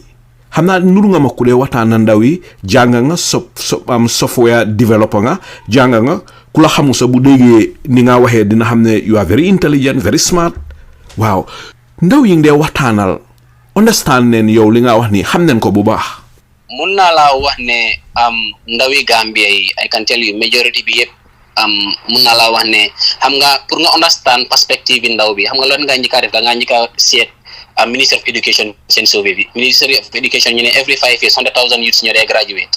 nga seet government bi ñaata nit lañ dee jox liggéey 35,000 to 40,000 lañ dee employ positions yoo xamante ne ni they are already occupied because civil service bi loolu moo fa nekk 35 to 40,000 lañ wax so nañ nga léegi civil service is 40,000 employees léegi every 5 years 100,000 ñu ngi graduate nañ ne Barrow bi mu ñëwee into power ak léegi nañ ne 200,000 youths graduate nañ léegi government bi 40,000 liggéey la am yoo xam ne is already occupied so léegi Gambia su nekkee 65% of the population are youths as Jibos statistics bi li mu wax so yow mun ngaa gis ne youths are not happy because they are not employed benn ñaareel bi am na beneen project boo xamante ne nii yàggut bu mu ñëwee mu ngi ñëw through the ministry I believe of youths and sport Bakary Badji foog naa ne project boobu noonu waroon naa nekk project boo xamante ne nii tey waroon naa transform Gambia mu make sure ne youths yi am nañ ndaw project bi gaa ngi ko am rise 92.7 million approximately dollars te dafa nekk 6.6 billion dollars moom lañ jox youths yi muy rise bi RISE la R bi stands for resilience I bi stands for inclusion S bi stands for skills and equity mooy rise bi waxuma maalo de but RISE R bi is resilience I bi is inclusion S bi is skills and E bi is equity project boobu noonu soo gisee tubaab bi jox government bi that grant is roughly 6.6 billion because gis nañ ne Gambia majority of the youths are employed ñu bëri ñu ngay jël yooni géej gi di dee si géej gi and ñu bëri dañ desperate so ñu ne léegi why not ñu support Gambians with $6 billion through the Ministry of Youth and Sport pour lan ñu create more vocational training center more skill center jox ndaw yi am skills ba pare the best part of it mooy ñu jox leen start-up moo tax ñu jox leen $6.6 billion te $6.6 billion xaalis bu bari la $6.6 billion lañ jox government bi last year so man maa ngi si biir dëkk bi de ba dee mbukante gars yi si kaw tali bi seen ay pajero yu tooy lañ jënda gisaguma fi benn project boo xamante ne ni lañ leen ko in the name of rice so ana xaalis boobu waa xaalis loolu nekk di la ci xaalis boobu anamu so da nga doon gis ne tey project boobu noonu tey we are 7 region bu nekk waroon naa mun a am different training center li ma gis mooy dem na Farafenni ne dafa samp skill center boo xam ne sax they don't even spend 20 million balaa xaalis bi nii di ñëw gars yi lañ leen a project in Farafenni boo xam ne Bakary Badji si boppam ministre bi moom moo ko ubbi skill center but after that xaalis bi si la ñëw which is about $92.71 million which is approximately $6.6 billion the rice project bi nga xamante ne dafa ne tubaab bi dañ ne na nguur gi create ay skill centers train suñu ndaw ñi ba pare ñu jox leen start-up so ndax xale yi dinoon dañ dem backway di dee si géej gi ndax dinañ doon am all this number of high unemployed youths so pour woon la rek ne nguur gi when it comes to scribing projects, Gambia is the best projects. We have the best project scribes in the country. Yeah, I can say in the sub-region. But at the end of the day, halis bi si ñëwee nguur gi daf ko jël sam ko si table bi ñoom it neen ñu dogante ko seen biir because I can say comme li beneen waxkat bi doon wax Mr Mbowe maa ngi ko nuyu wax na fi wax yu am solo di wax ne rek ne Gambia ni seen boppa ñun ñoo war a di am façon waxtaan yu mel nii waaye by funds ak grants yi nga xam ne ñu dee jógee si biti di war a dem si askan bi waaye nguur gi mu ko dee day ba daal la jox beneen exemple gis ngeen fi Gairaaf project bi président bi lan la def over $42 million is roughly 2.1 or $2 billion pour ñu jox ko suñu pharmacie lan la def mu organise nationwide tour area bu mu dem mu indi chèque bu mag ne dafa am groupe yu ñu taana ne dañ leen jox président bi daf leen support with $10 million soo calculé region yi mu round yëpp li mu jot a spend moo tax $30 million so Gairaaf project bi where are the other $2 billion xaalis bu fan la dem mu dem indi Tobaski ba pare nga dem indi ay tractors yooyu noonu yow yaa ngi jënd moto 12 million on projects yaa ngi jënd pajero $12 million nga ñëwaat nga ne suñu faama yi da nga leen a jox am tractors yoo xam ne faama yi dañ am pour déposit $600,000 yaa ngi jox suñu député yi moto yu jar 4-5 million so xaalisi Gairaaf boobu waaye jëndut si jóori tractors supply suñu pharmacy with enough tractors because Gambia soo gisee suñu dalasi bi mu néew parce que we don't have enough foreign currency ba pare government bi our economy is not productive nekkul di create nothing state owned enterprises yi fi Yaya Jammeh bàyyi woon pour government bi am a lot of cash cows for cash flows on their expenses be it health security and other things education ak yeneen gis nañ ne moom si boppam yooyu yëpp majorité bi jaay na leen so government bi loolu la fi nekkee di create more debts di leb di teg bori di gën a éeg amuloo development agenda boo xamante ne nii war nga mun a yóbbu dëkk bi nii ci kanam ma hand over back to you. jërëjëf Tobaski yow laay tuddee borom jaasi ji yow su fekkoon ne tey bési Tobaski la Adama Barrow ñëw dina daw laxu ji xam ne kii jaasi la indi pour Fatma gis nga li nga wax ni it makes me shake to the core daf ma tiital xam nga lan moo tax ma tiit su fekkee ne yow li nga wax ni the majority of the youths lépp doon si xale yi xam neen lii yépp bon dëgga Adama Barrow is better mu paak dem ndigte bon xale yi di have reached the gate of no return ndigte li nga xam ne fa nekk lu daw yaram mbiri tracteur yi xaalis bi ay billions of dollars fi ko nguur gi war a dugal du ko fa dugal. C'est recently da mbiri tracteur yi président Adama Barrow ngi dem netaalu si tracteur yi di ko ndamoo su ko defee ñi gis netaal yi dañoo foog ne Barrow day dafa indil pharmacie tracteur pour dimbale leen down payment. Kan mooy mun a afford loolu kan comme ni nga ko waxee rek pajeero yi nga xam ne moom leen jox député yi ak ñi liggéey si nguur gi ak ñi support Barrow ñi ko jegeñ pajeero yi Prado yi ñoo dawal laajuñ kenn 600,000 down payment. lii fa nekk loo xam ne lii lu daw yaram la. waaw fi mu nekk ma bëgg laa laaj su fekkee ne lépp a doole si ndaw yi nii la ñoo xalaatee yow ndaw yi ndee waxtaanal nit xam naa ne ku actif nga si UDP Youth Wing bi yaa ngi liggéey xaaji ma bëgg laa laaj rek yéen lan ngeen foog ne mooy di solution to all this problem. man loolu sama ko laaj dama sawar trop pour war ko mun a tontu. The only solution is mooy pour Adama Barrow ak nguuram gi ñu awal Gambie ni because expectation ak yaakaar bin amoon ci moom. If Adama Barrow was doing the right things that I expected of him, that Mr. Mbowe expected of him, that you and Mr. Ba and whosoever is on the panel expected of him and the listeners to su fekkoon ne mu doon def li nga xamante ne loolu la listeners yi sax expect of fooguma ne tey dinañ am this type of conversation. kon dañ fi doon suñu doon am conversation bi doon nekk ne naka lañ ko supporté sax pour mu am taataam because ñun Gambie bi tey soo gisee ñun ñu toppa political party si o ñu seet political party ñu join ko dafa fekk dañ am yaakaar si political party boobu noonu ne ëllëg bu election waree jot based on their policies and agenda bi ak policy bi dina nekk loo xamante ne nii dafa nekk in the vested interest of the Gambians because man li ma gëm mooy party is last nation bi la first our sovereignty our security then nga doog a ñëw si political party leader bi mooy last because at the end of the day ñun liñ bugg a mooy dëkk bu naat dëkk bu dox dëkk njiit boo xam ne am na yërmande njiit boo xam ne gis na ne Gambia is a small nation amuñ or amuñ jama njiit boo xamante ne nii dina xam ne suy war a fere dafa fere si li nga xamante ne nii luy njëriñ askan bi la si digganteem ak boromam but not tey li ñun liñ nekk di gis ba suñ loi yi sax dañ ko def affaire yi ku am kumba bu am ndey ak kumba bu amut ndey because gis nañ ne even tey soo nekkee di support Adama Barrow la neex nga def la neex nga wax kenn du la arrest kenn du la caution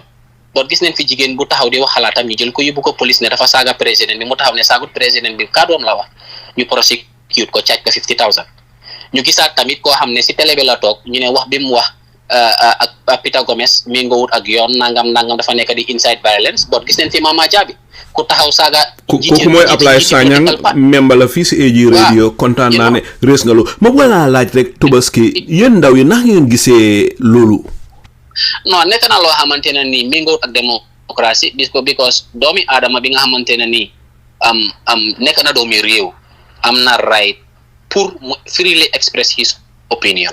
that is guaranteed in the constitution so su dee nag moom gis na ne maybe kooku fa am secret yoo xam ne lu wér la lu nit ñi yàgga ngunu la si biir néegi mu génn si campagne yi du ko si biir dëkk bi ba ñëpp kii Sanyang li mu doon wax noonu nekk na loo xam ne ñun waxtaan dëkk bi waxtaanee neen ko ba toog so maybe moom dafa am fiya bu mu fiya o ne dafa bëgg a seetaan exemple ne kii su ko arrêté nit ñi dinañ noppi Adama Barrow mu ngeen nax boppam because you cannot silence everyone mënuloo ko Yaya Jammeh mi ko doon try benn ba doon bàkkoo ay jinne fan la mujjee tey foreign na la in a different country bon ñun ñu ngi nii fii di am suñu discours di wax li nga xamante ne ni mooy dëgg bi te nekk na loo xam ne ñun ñu ngi koo daaxalu ñu ngi koo ñaawlu parce que président yow soo nekkee si réew da nga war a nekk koo xam ne da nga fee nekkal ñëpp justice system bi tamit war na nekk justice system boo xamante ne ni tamit dafa war a doxal dëgg ba pare tamit di xam ne tamit loi yi tamit ñëpp la fi nekkal war ñoo seet ku am ndey ak kumba bu am ndey ak kumba bu amut ndey di wax ne rek ne soo ñëwee sax si wàllum luubal bi tamit gis nañ fi ñaata corruption scandal bonte bi Aba Sanyang si lu ma dégg application yi nekk di happen ne the reasons why Aba Sanyang was sacked ba pare ñi ko prosecute si kaw loolu di ko yóbbu court mooy nit moo jógee woon Amérique nit da dajaloon Amérique kooku jox ko 7 million pour mu jox ko Adama Barrow lu mu ko soppaté si campagne bi mu wàññi xaalis bi bon si diggante bi dafa dem arrest kooku si tànga bi because xaalisam la bon ñun suñu xaalis si askan luuba li fi happen yëpp kan la si président bi arrest kan ndeysaan loolu dëgg nekk na lu dayaram waaye dëgg Tobaski yaa ngi indi ay waxtaan yoo xam ne li mu war a nekk di public debate wax yi ngay wax ni politician yëpp lii leen war di campagne lii leen war di xamal nit ñi waaye suñ toogee tey ba nga xam ne yéen ndaw yi wax yi ngeen a wax dafa make sense ak man te xam naa ne make na sense ak panélistes yi nga xam ne ñoo nekk si radio bi ak yow waaye façon yi wax yi very rare ñu dégga ñëppa doole si politiciens yi di waxtaanee façon yi wax yi ma bëgg laa laaj rek Tobaski foog nga ne dafa am disconnect bu nekk diggante yéen ndaw yi ak seen koto yi ak mag yi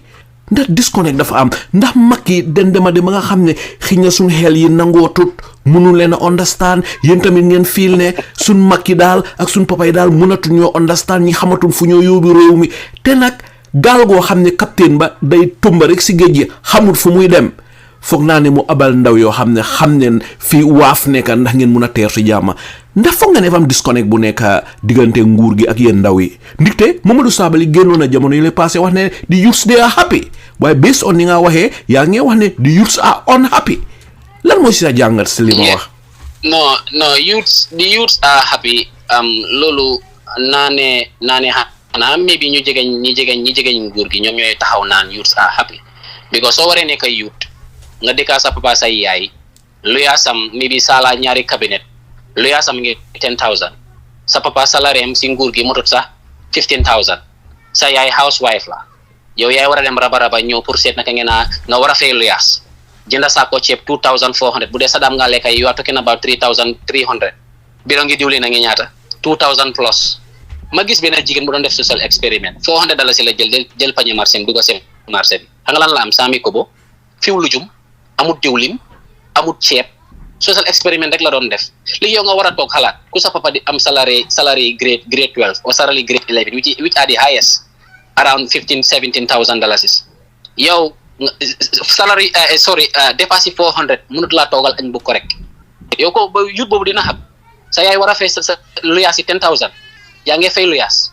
courant bi mu ngi seer ban yut mooy happy Saliou ndeysaan loolu kay benn yut du happy gis nga li nga wax ni Tobaski ku sa papa nekk ministre di receive 250,000 per month nga mel ni benn docteur Ismaila Cissé saako dina dem ba nga xam ne saako soble sax doo xam lu moo jar fii la taxaw ne saako soble ngi 400 te saako soble ñaata laa jar si jamono yi saako soble ngi 800 I believe as I am speaking so mu mel ni docteur Cissé is disconnected from the reality on the ground. Yeah, because di ko jënda because they are close to the government, you know, ñu ngi am things left, right and center, whilst ñun, you know, ñi nga xamante ne ni we are the poor Gambians are living from hand to mouth. So kooku ban yut nga wax ne moom he is happy.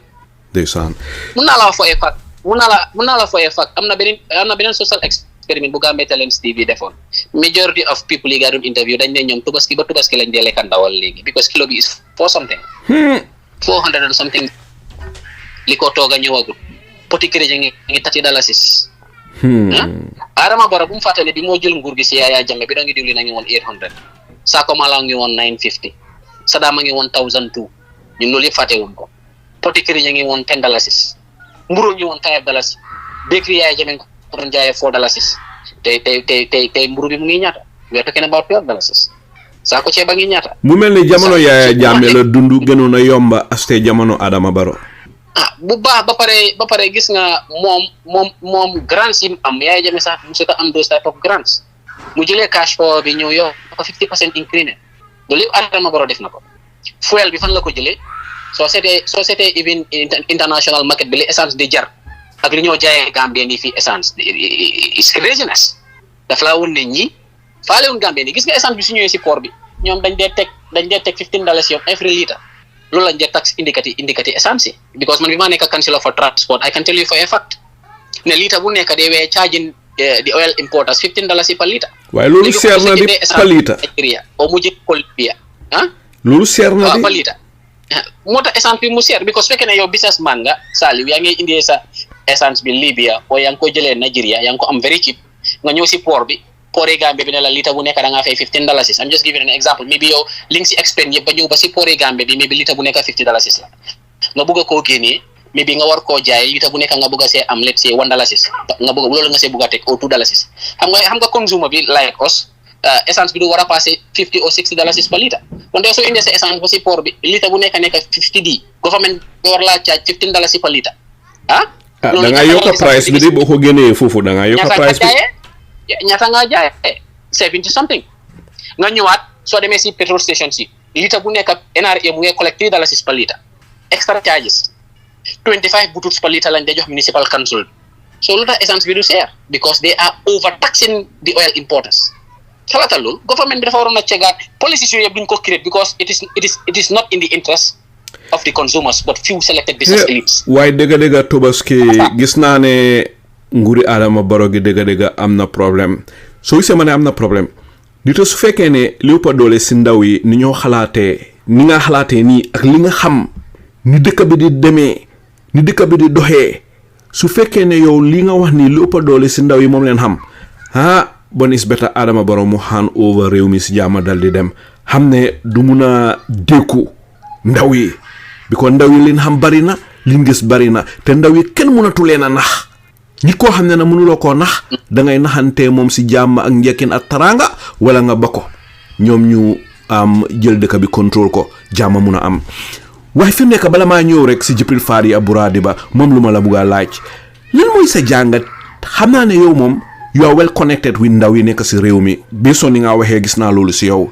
naka la ndaw yi gisee ID cards si nga xam ne ñu ngi dem di ko register bitim réew. waaw loolu moom sama collecté dama kontaan trop pour war see tontu parce que loolu moo si loolu lañ sukkandiku woon sax pour gis ne dañu organise suñ procession bi ñu organise woon démba di National Youth Wing ñu bind ñetti pétition benn bi di give it to IEC beneen bi ñu ngi ko jox Ministry of Interior beneen bi ñu ngi ko jox the National Assembly Speaker pour seen select committee for petitions so li ko umpal yëpp mooy ID card yi government bi di war a jël di ko joxe si yeneen réew yi soo seetee lan la suñu loi bi wax si loolu lañ war a ñi ko sukkandiku soo seetee Gambia Nationality and Citizens Act bi cap 82 section 14 and 15 dafa wax ne te su fekkee ne am Gambia ni dañ war a am IDs o mu war a nekk koo xamante ne ni tey dañ ko war a jox ID card mais bi si biti la nekk ñu ne ministre bi dafa war a appoint registrars so ministre bi registrars yooyu mun nañoo nekk comme ñi ngay appoint ni the immigration department few members from the SIS and the Ministry of Interior but lan la schedule boobu noonu wax dafa ne ministre bi su defee loolu noonu then dafa seet kooku noonu yan kayit la kooku am ndax kii tamit méngoo neen ak yoon ndax méngoowut ak yoon so demee si schedule 3 of that same Gambia Nationality and Citizens Act dafa wax ne su fekkee ne loolu seetoon neen ko already governors yi CFO yi ak alkaalo yi ñoom ñoo war a attest pour war a jox nit kooku noonu ID card ak fu munti di nekk so pour wala ne fu governors yi ak CFO yi ñëwee on the schedule 3 of the Gambian Nationality and Citizens Act fu CFO yi come into place ak governor yi ak alkaalo yi dafa laa won ne issuance of ID card should be dafa war a nekk lu ñoo def locally because Mauritanie amuñ fa CFO alkaalo voilà amuñ ko fa di alkaalo yi kay si biir réew mi la nekk bu baax a baax waaw so da ngaa gis ne loolu daaxana nguuri Gambia muy war a dem si biti di fa war a joxe naka lañ ko dee wax dee kayit te dañ ne su fekkee sa ID card dafa expire o sa passeport dafa expire passeport boobu o ID card boobu mënuloo ko use pour mu joxaat la ID card because li ñoo wax mooy nguur gi dafa ne loi bi dafa ne da nga war a defaat a fresh application da nga war a jëlaat sa kayiti juddu ak relevant documents yi nga xam ne yooyu nga need o nga demaat si alkaali bi pour mu attest ne yow si gox bi nga juddoo ak yooyu noonu pour ñu war laa mën a jox ID card so daf laa woon rek ne dafa illegal gis nañ Minister of Interior génne neen a write up ne that it is guaranteed in the United Nations Convention for Diplomacy loolu yëpp du dëgg because soo demee si Human Rights Convention for Diplomacy it doesn't stipulate the citizens it only stipulates stipulates and guarantees the diplomats not the citizens maanaam UN charter boobu noonu lim explain mooy député embassies yi nga xam ne ñoo nekk si yeneen i réew ñooñu dañ leen garantie su fekkee ne am na yeneen i kayit or immunities yi nga xamante ne they need diplomatically but not the citizens xam naa loolu leer na daf laa won ne ñoom mënu di bugg a cover up naan UN ne le lan moo tax Amérique nekku di ko def lan moo tax Amérique nekku di indi seen machine si Gambie di jox seen citizen si ID card lan moo tax Angleterre nekku di ko def lan moo tax suñu niveau yi Sénégal nekku di ko def lan moo tax Mauritanie defut ko Ghana defut ko Mali defut ko Togo defut ko Côte d'Ivoire defut ko waaye Gambia waaye in the whole globe why is it that only Gambia moo ko nekk def te seen election si is just at the corner so daf laa woon rek ne government dafa am hidden agenda when it comes to issuing ID cards because su doon ne ku nekk Mauritanie la Gambia bokkut si Mauritanie bokkut si ECOWAS so da ngaa gis ne dëkk boobu noonu dañ fa am embassy am fa consulate so da ngaa gis ne dëkk yooyu noonu suñ citizen si su fekkee ne seen kayit yi dañ yaaxu ñu bëgg a document boo xamante ne ni moom la ñoo war a use pour apply for permit dañ leen war a jox consular cards or the embassy document boobu mooy la mun a garantie ñu dem ñu apply ñu jox leen permit but not the passport but guess what government bi dafa increase passport to 5,000 so suñ bëggee am nit ñu bëgg a import comme li gars yi defoon last election dugal leen si ay van ay bus jëlee leen Mauritanie ak Guinée Bissau da ngaa gis ne duñ leen mën a jox passport because passport dafa expensive government dafa need millions dafa am ñun dugaloon si ay van jëlee leen Mauritanie indi leen Gambia amoon nañu gars yi jëlee woon Mauritanie last election 2021 election si loolu yëpp bokkoon na si pétition yi UDP because li happen mooy gars yi dañ dem buffer zone di fa dajaloo nit mu leen gis mu call ñu den ñu délégué Haji Swane Haji moo fa dem ne leen yéen na ngeen def gars yi ne ko ñun fii foo leen jógee ñu ne Mauritanie leen jógee mooy leen ana seen njiit bi gars yi woon ko njiit gi bi mu ko wanee njiit gi mu waxtaan ak moom mu ne ko moom Lamine Thiam la gars yi di xaar foofu so noonu la jëlee Lamine Thiam mooy di presidential advisor moom noonu la jëlee téléphone am because Lamine Thiam was part of us mu call ko di ak as ne ñoom ñooy nit ñi nga xamante ne ni ñoom ñoo ànd si ak ñooñu ne ñu ngi ñëw foofu de stranded pour ñu indi leen lal ak seen yeneen matériel si so loolu yëpp nekk na loo xamante ne ni ñun evidence yooyu yëpp ñu ngi ko amee woon during the previous election they were moving people from Mauritania Guinée Bissau and many other countries around so daf laa woon rek ne soo ne ñu ngi leen a move ñan nga si identify ñoo xam ne ñooy responsible the movement of these people ñan ñoo doon galvanize ñan ñoo responsible on the transport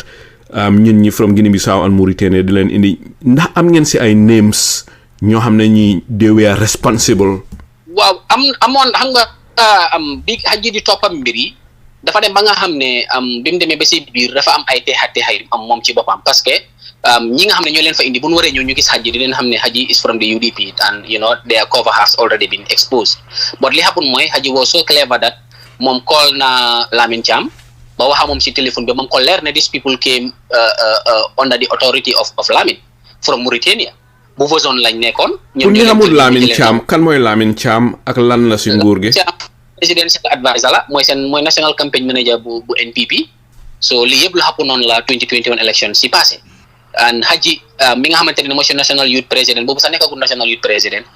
moom lañ yónni woon moom moo demoon def investigation si ba lii yëpp feeñ bañ gis ne ñoom dañ jël ay nit ab leen si ay boss jëlee leen from other countries de Mauritanie di leen indi Gambie pour ñëw sànni karta ok lan mooy sa tontu suñuy wax ne ñooñu they were Gambians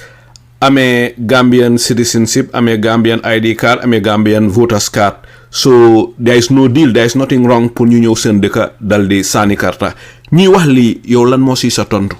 waaw man lii li nekk suma tontu mooy right yi Gambian bu nekk la su waxtu sànni karta jotee nga ñëw sa réew nga sànni karta boo tamit waruñoo nangu foreigners yi koo xam ne du doomi réew muy war a dugal loo xam si ndax ay foreigners den bokkoon si ñooñu jógee Mauritania mun naa wax ne because parce que kuy war a jógee Mauritania di ñëw vote mun naa laa wax ne ñi ànda si woon ñooñu ak jigéen boobu noonu yëpp I can tell you for a fact ne majority of them are not even Gambians kan mooy jigéen boobu kan yaa ngi ne jigéen boobu ban jigéen la naka la tudda xam naa soo invité Haji dina go deep into the name of the lady fan la dëkk because Haji demoon na ba am access to the passport of the lady mu gis ne sister bi sax passport bi amee since mooy passport yi nga jëlee tey nataal yooyu la ko jigéen bi woon so pour woon la rek ne ñun duñ dee tuumal ñun lépp lu ñu wax rek dafa am si luñ ko wér dañ ko wér si fax te da ngaa gis ne pour war a wax ne ñooñu duñ ay Gambians daf laa woon rek ne nguur gi soo gisee tey muy war a jëlaat di see machines di ko war a yóbbu Mauritanie Guinée Bissau Togo Côte d'Ivoire daf laa woon rek ne there is a motive behind it because su fekkee ne tey yow yaa ngi wax ne Gambien yi da nga bugg a Gambien yi nekk si leen réew yi pour ñu am suñ ID card waaye nag nga jox leen access pour ñu vote waaye nag nga ne diaspora bi nañ sànni karta waaye nag nga joxe access boo xamante ne ni tey ku nekk si diaspora bi passeport nga soxla passeport daf laa jox voters card passeport daf laa jox any other document or any other guarantee booy war a mun a am pour war a move freely abroad but why is it that is it so special pour government bi muy war a jël ID card bi nga xamante ne ni ku nekk Mauritanie soxlut ID card pour war a am permit soxlut ID card pour mu war a move from Mauritania to other countries passport la soxla waaw moom la borom xam-xam yi wax dëgg so why is it that ñuy war a jël ID card ne ID card boobu la ñoo use pour war koo jox ñooñu because ID card moo gën a cheap because nguur gi su buggee wax ne dafa bugg a inflate suñ voting system bi da ngaa gis ne pour suñ buggee sukkandiku si passeport nekk dafa cost nguur gi 5,000 plus but ID card is just 500 or for something so lii yëpp nekk na loo xamante ne nii élection yi nekk di digmal moo tax nguur gi sukkandiku si te soo bàyyee xel réew yi ñu tàggat yëpp dafa nekk réew yoo xam ne bàyyi xel seen santa yi ak sante Gambien yi dañ xara related seen tur yi ak turi Gambien yi dañ xara similar so ñun loolu yëpp ñu ngi koo bàyyi xel te xam nañ ne nguur gi li ko tax a jóg du jox Gambien yi ID card bu dee yow digga ak yeleefi Gambien yi seen right as citizens moo tax nga war leen a fekk si réew yooyu pour jox leen ID card den nguur gi na use the same rights pour jox Gambien si nekk indi diaspora pour ñu vote. dëgga Tobaski sa jàngati am na solo ndeysaan comme na ko sun maam yi ak mag yi tàmmee di waxee ñu ne gàllaaj gi mooy jub nit boo jubee rek boo tëddee nelaw waaye boo nekkee si jubadi lu nit wax rek di nga ne yow la lay wax te gis nga mbiri Gambien yi ñooy register Mauritanie ak feneen gamono yooyu apply Sanyang wax na ko ba mu demee Peter Gomez te nekku ne apply mooy di force te du nekk di laas lii Gambien yëpp a ko wax ba tegee ko boor nekk na loo xam ne lu daw yaram la ndigte su fekkee ne ñun diaspora bi Supreme Court bi dafa rule ne diaspora bi dañ war a vote nguur gi mu ngi ñu xañ loo la what is good for the goose is good for the gander su fekkee ne da ngay dem Mauritanie di register Gambien yi Gabon waaye noonu nga register diaspora bi yëpp ñu ñëpp yaa equal in the eyes of the law ñun dañu disenfranchise ba pare di use selective justice go ahead. réew yooyu seen santa yi soo gisee ñu réew yu ñu tàggat yi seen santa yi ak seen tur yi dañ méngoo ak tur ak santé Gambien ba xel li ma la wax bu baax you can go and do your research réew yu ñu jot a tàggat yëpp dañ nuroo tur ak sant ak Gambien si ba xel li ma la wax bu baax. soo si la ma tàggatun Tanzania wala ñu tàggat South Africa. wala ñu tàggat Algeria. soo si ngaatal Tobaski nguur gi si ngaatal Tobaski Libya. very good question. laajte bu am solo seen tur yi ak seen sant yi ak suñ tur yi ak sant yi duñ benn. ndeysaan so si ngaatal Tobaski xanaa bon ndaw yi nekk si dëkk bi ndigte man ni ndaw yi di xalaatee lu ma fulal la lu am solo la si man ndigte ñun dañuy dem yéen a fii des ëllëg buñ leen bàyyee Gambie bu baax àddina dina yomba ak yéen dund na yomba yéen waaye suñ yàqee dëkk bi yàqa nguur gi jox leen ko di ngeen am problème te bugaloon leen loolu moo tax man ndaw yi ni ñoo xalaate is very very important to me te xam naa ne am na importance lool si ñi nga xam ne bugga neen Gambia te buggal Gambia jàmm ñu buggalul Gambia jàmm nag bugga kisi yaxa alali réew mi yaxa lépp lu mun a yaxa ñooñu ñoom taxul ñu wax ni te ñooñu buggalul ndaw yi jàmm waaye ma bugga xam rek yéen ndaw yi lépp doole si ndaw yi nga xam ne yaa ngi waxtaan ak ñoom naka la gaay gisee mbiri ID card den si gisee ne nguur gi dañ bugg a dimbale Gambien yi ndax seen xel dafa teey si li ñuy dem di register ID card si bitim réew naka la ko gaay gisee ndaw yi lépp doole si ñoom. waaw li ëpp doole si ndaw ñi xam nga Gambia dafa nekk a landlocked country ba pare dafa nekk dëkk boo xam ne everybody we are all related ba pare kër boo munti dugga benn kër ñaareel bi am na koo xam ne mu ngi si diaspora bi so ñoom conscience yi ndee gën a am sax mooy seen mbokki Gambien si nga xam ne ñu ngi si biti seen passeport yi suñu expire ñu war koo renew headache biñ dee am da ngaa am pour am loo teg si loxo nit pour mu war laa régler sa passeport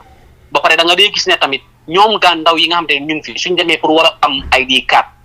rigorous process bi ndee go through interview after interview di nga yóbbu sa ID card yi yaay sa ñu ne la no dama nga indi sa ID card yi papa léegi why is it that Gambien yi ñoo jox ID card in Mauritania o yeneen area yi Gambien yi yut si loolu lañ nekk di wax lan moo tax ñooñu they don't go through rigorous steps ba pare loi bi li mu wax am nationality and citizens act bi lan la wax start schedule bi dafa ne sooy war a jox ID card ministre bi setobee those registers ñooñu dañ leen war a attest meaning alkalo governor ak chef yi ñoo war a attest balaa ñu leen a jox dat ID card so daf laa woon rek ne ñi nekk si biir ñi nekk Mauritanie ak ñi nekk Gambia dafa mel ni ñooñu lañ gën a prioritize ni sax ñi nekk si biir dëkk bi te méngawut ak yoon te ndaw ñi dañ sonna si système boo xamante ne nii méngawut ak yoon lu nguur gi nekk di def dafa nekk di def jikkooma tey ak tuutal naxari Gambia gi man ñi ma gën a waxtaanal yëpp tout facteurs yi lañ ko dee wéer on ne seen mbokk yi nekk si biti suñ bëggee renew seen passeport yi dañ dee go through headaches pour war a mun a renew seen kayit yi lan moo tax embassies yooyu noonu foofu setabul leen un système boo xam ne dañ leen a mun a interview nataal leen yónnee seen kayit yi Gambie ñuy printal leen passeport yónnee la ko dan ngay war a use a third party koy war a neexal pour mu régler la passeport balaa nga koo jot li nga dee daj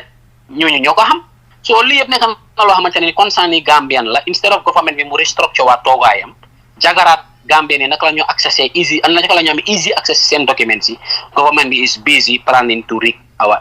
upcoming elections. ndeysaan majorité gi loolu lañ nekk di wax. waaye jërëjëf borom jaasi ji jërëjëf Tobaski. Gambie bi si loolu lañ ko si la ba pare li gën a naxari yuut si mooy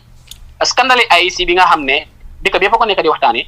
muy 301 million scandale bi nga xam ne dañ ko bëgg a sukkandiku rek si Alieu Momar Njie soo bàyyee xel di paid media yi nga xam ne nguur gi moo leen dee fay annually pour muy spread seen propaganda soo ko bàyyee xel ñoom they centered everything on Alieu Momar Njie but dama la bëgg a jox just a classical example soo seetee liste bi returning officer yi yaa ngi am Souleymane Diouf audit report bi mu ne 431 million $196 la retire wut mu ngi si own private account am biñ transfer nga ñëw si Joseph Kuli mi nga xam ne moom lañ appoint as new IEC chairman moom $1,482,201 la bañ a retire so kooku audit report bi mu ngi wax ne mu ngi amee suñ tax coffers yoo xam ne retire wut ko xaalis boobu mu ngi ko amee since the previous 2021 election waaye kooku tey ngay ko war a appoint as IEC chairman koo xam ne is already involved audit query bi mu ngi raise those flags so lii moo nekk waxi bantabaay si biir dëkk bi fii so kooku tey nga war a jël the most sensitive institution one of the most sensitive institution in the country pour war a nekk a referee to our elections mu ngi def ay njublang tey nga ñëw tànn kooku noonu boo ko def referee elections yi ñëw 2026 so lii moo nekk talk of the town as we are speaking election fraud bi nekkul ne Alieu Momar Njie rek lañ teg that $301 million. It is all the returning officers yi nga xamante ne ni they were involved. The likes of Lamin J Jarama 20,000 bu mu bañ a retire, Lamin Cham $1,031,431, Pa Makan Kar $353,990, Aissatou Diallo Ndour $18,589, Essa Balde $179,480, Amadou Tall $2,281,418, Anthony Robert Seka, I believe moom mooy seen finance manager bi moom $5,907,702 la bañ a retire nga ñëw Joseph Koli $1,482,201 la bañ a retire tey criminal yi la Adama Barrow jël appointed as IEC chairman. dëgg Gambia am nañ problème Tobaski borom jaasi ji jërëjëf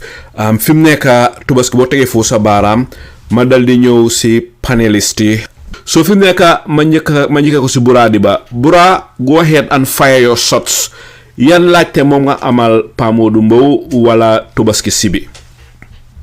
Alay Sadou jërëjëf anyway so ñu ngi gërëm Pa Modou Mbowe kii moom ba moom dem na xam nañ ne dafa xawoon a jiire jàppa so waaye time muñ jox jiire di tamit ñu ngi ko gërëm di ko sant Tobaski tamit ñu ngi ko gërëm di ko sant Alay Sadou waaye force ma ñëw fii comme like Pa Modou Mbowe dégg nañ comme li moo jàmbat di wane ne comme ne ñoom meeting bu nga xam ne amoon nañ ko li leen police yi li fi ne gaay traité gaay was bad so ñu ko condemn li fi lu tefik yooyu so mu mel ni moom waxam bi Alay Sadou yaa ngi ko doon toppa waaye Mbowe mi ngi wax ne comme dafa am ñum daloon te ñu bari reacting si loolu ñu bari so mu mel ni bon loolu mun nañoo woon ne nit ñaa ko nangu daal so ma bëggoon a gëstuwaat tuuti rek si Pa Modou Mbowe ci fi comme lifin bi tamit ñi naka gaari gala seen protest bi tamit si loolu ñaari yooyu rek dinaa ko jël mooy Pa Modou foogaloo ne comme yow sooy xalaatee nii foogaloo ne bon bokk nga si ñi nga xam ne ñu ngi contribute li nga xam ne obstacle yu nga xam ne moom lañ am pour nit ñi yëpp ñuy xaacin door di condemn li nga xam ne amut based on comme bu la Alay Sadou laajee loo wax. jërëjëf Bura Mr Mbowe go ahead. jërëjëf Bura ma ne ko mis naa seen session bi nag ma ngi laa gërëm di la sant. no not really moom kay xanaa kay da nga ne tey comme tey ñi jóg di taxaw di wax kon lana tax di moo ñoom waxuñ loolu la ñoo wax parce que tey Bura man su fekkee ne suma kër gi mu ngay taaka ñi di ma romb ne ma daf ma mooy 2 days 3 days down the line booy beneen kër di taaka ñu expect pour man ma jóg loolu laa wane ba jóg dem how do you work that out it doesn't add up. Loolu moom moo create division bi su dalee nit dañu war a jóg ñun ñëpp ñu xam ne lii raytut ñu jóg ñu taxaw waxtu dox su loolu ñaxtu ko wax ko adresse ko su ko defee ñu xam ne lii du lu war a am even though man ànduma kii sax waaye lii xew nii man du yoon du dëgg du yoon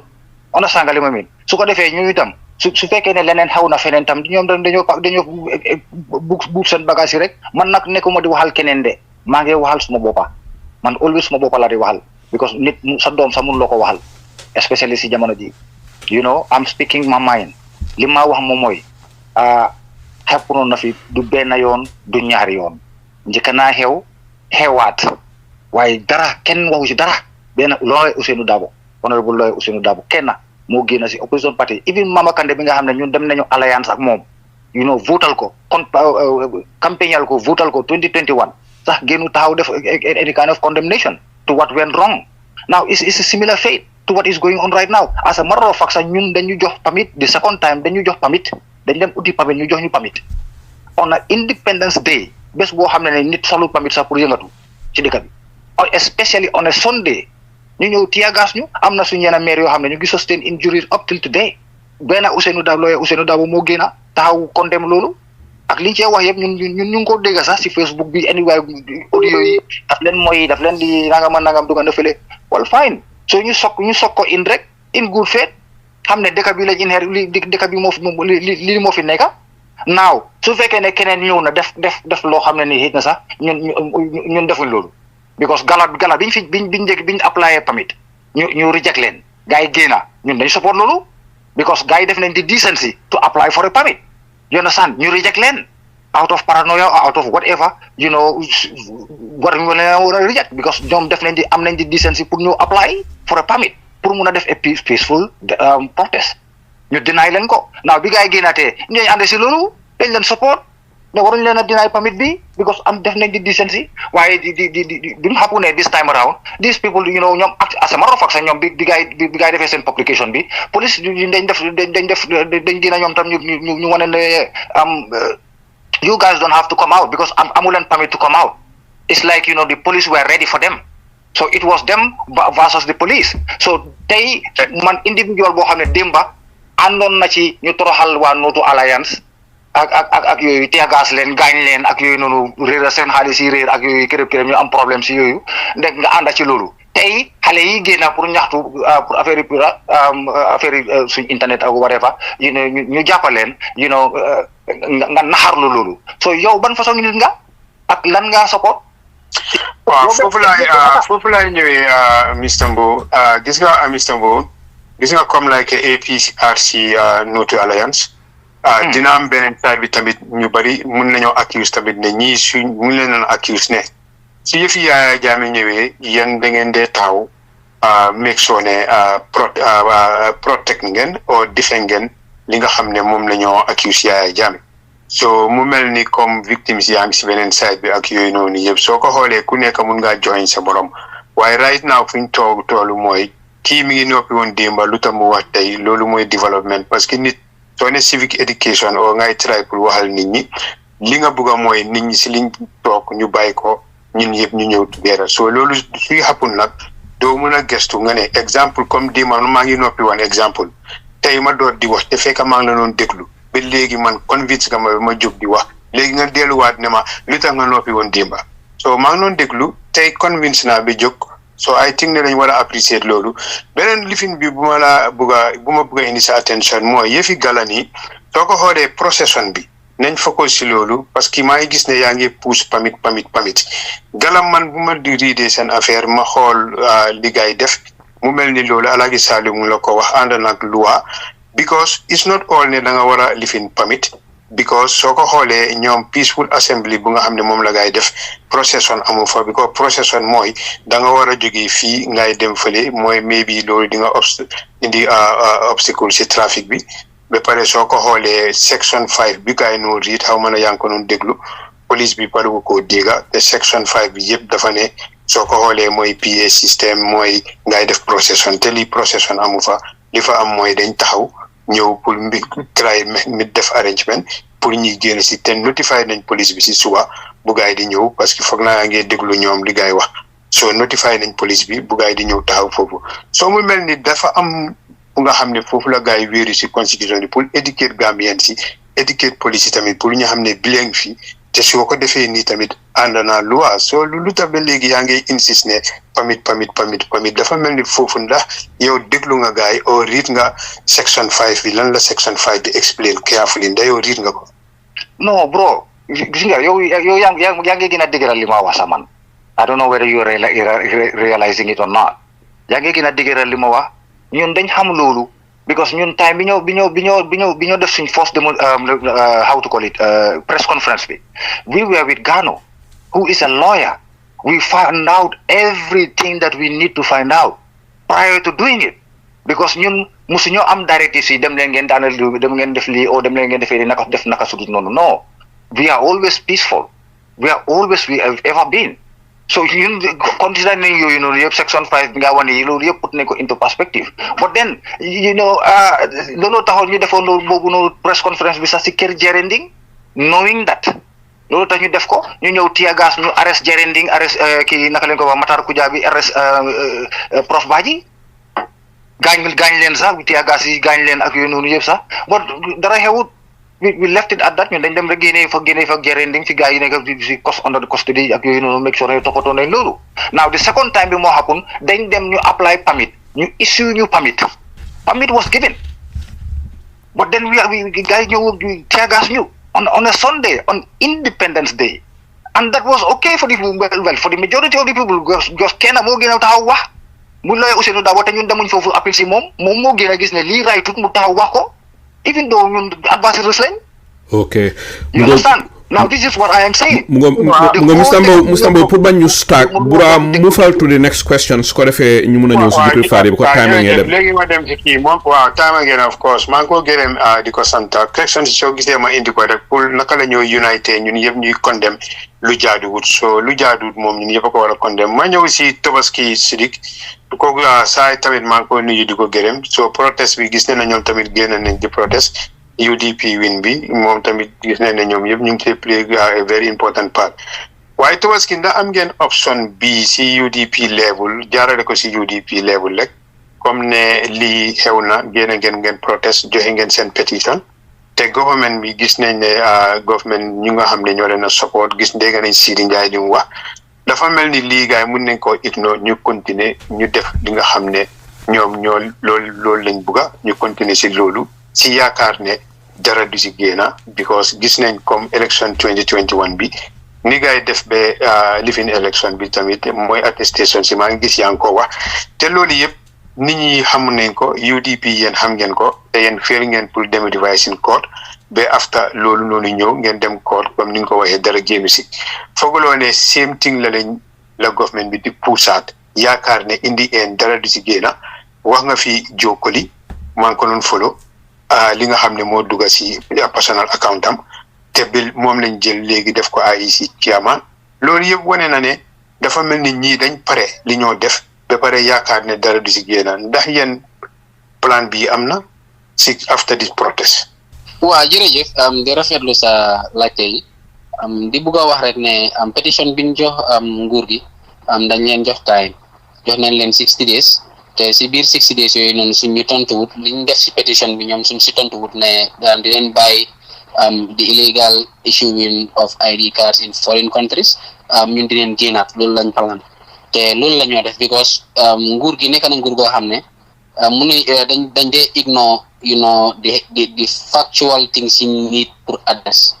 te lii yëpp bokk na ci parce que nguur gi ñoom xam ne ne loi bi mayut leen doole pour ñu war a dem si beneen réew bu utee réewi Gambia pour war a joxe ID cards even ministry bi biñ génnee ne dañoo tontu pour wax nit ñi ne government bi am na doole bi pour war koo def déedéet kootuñ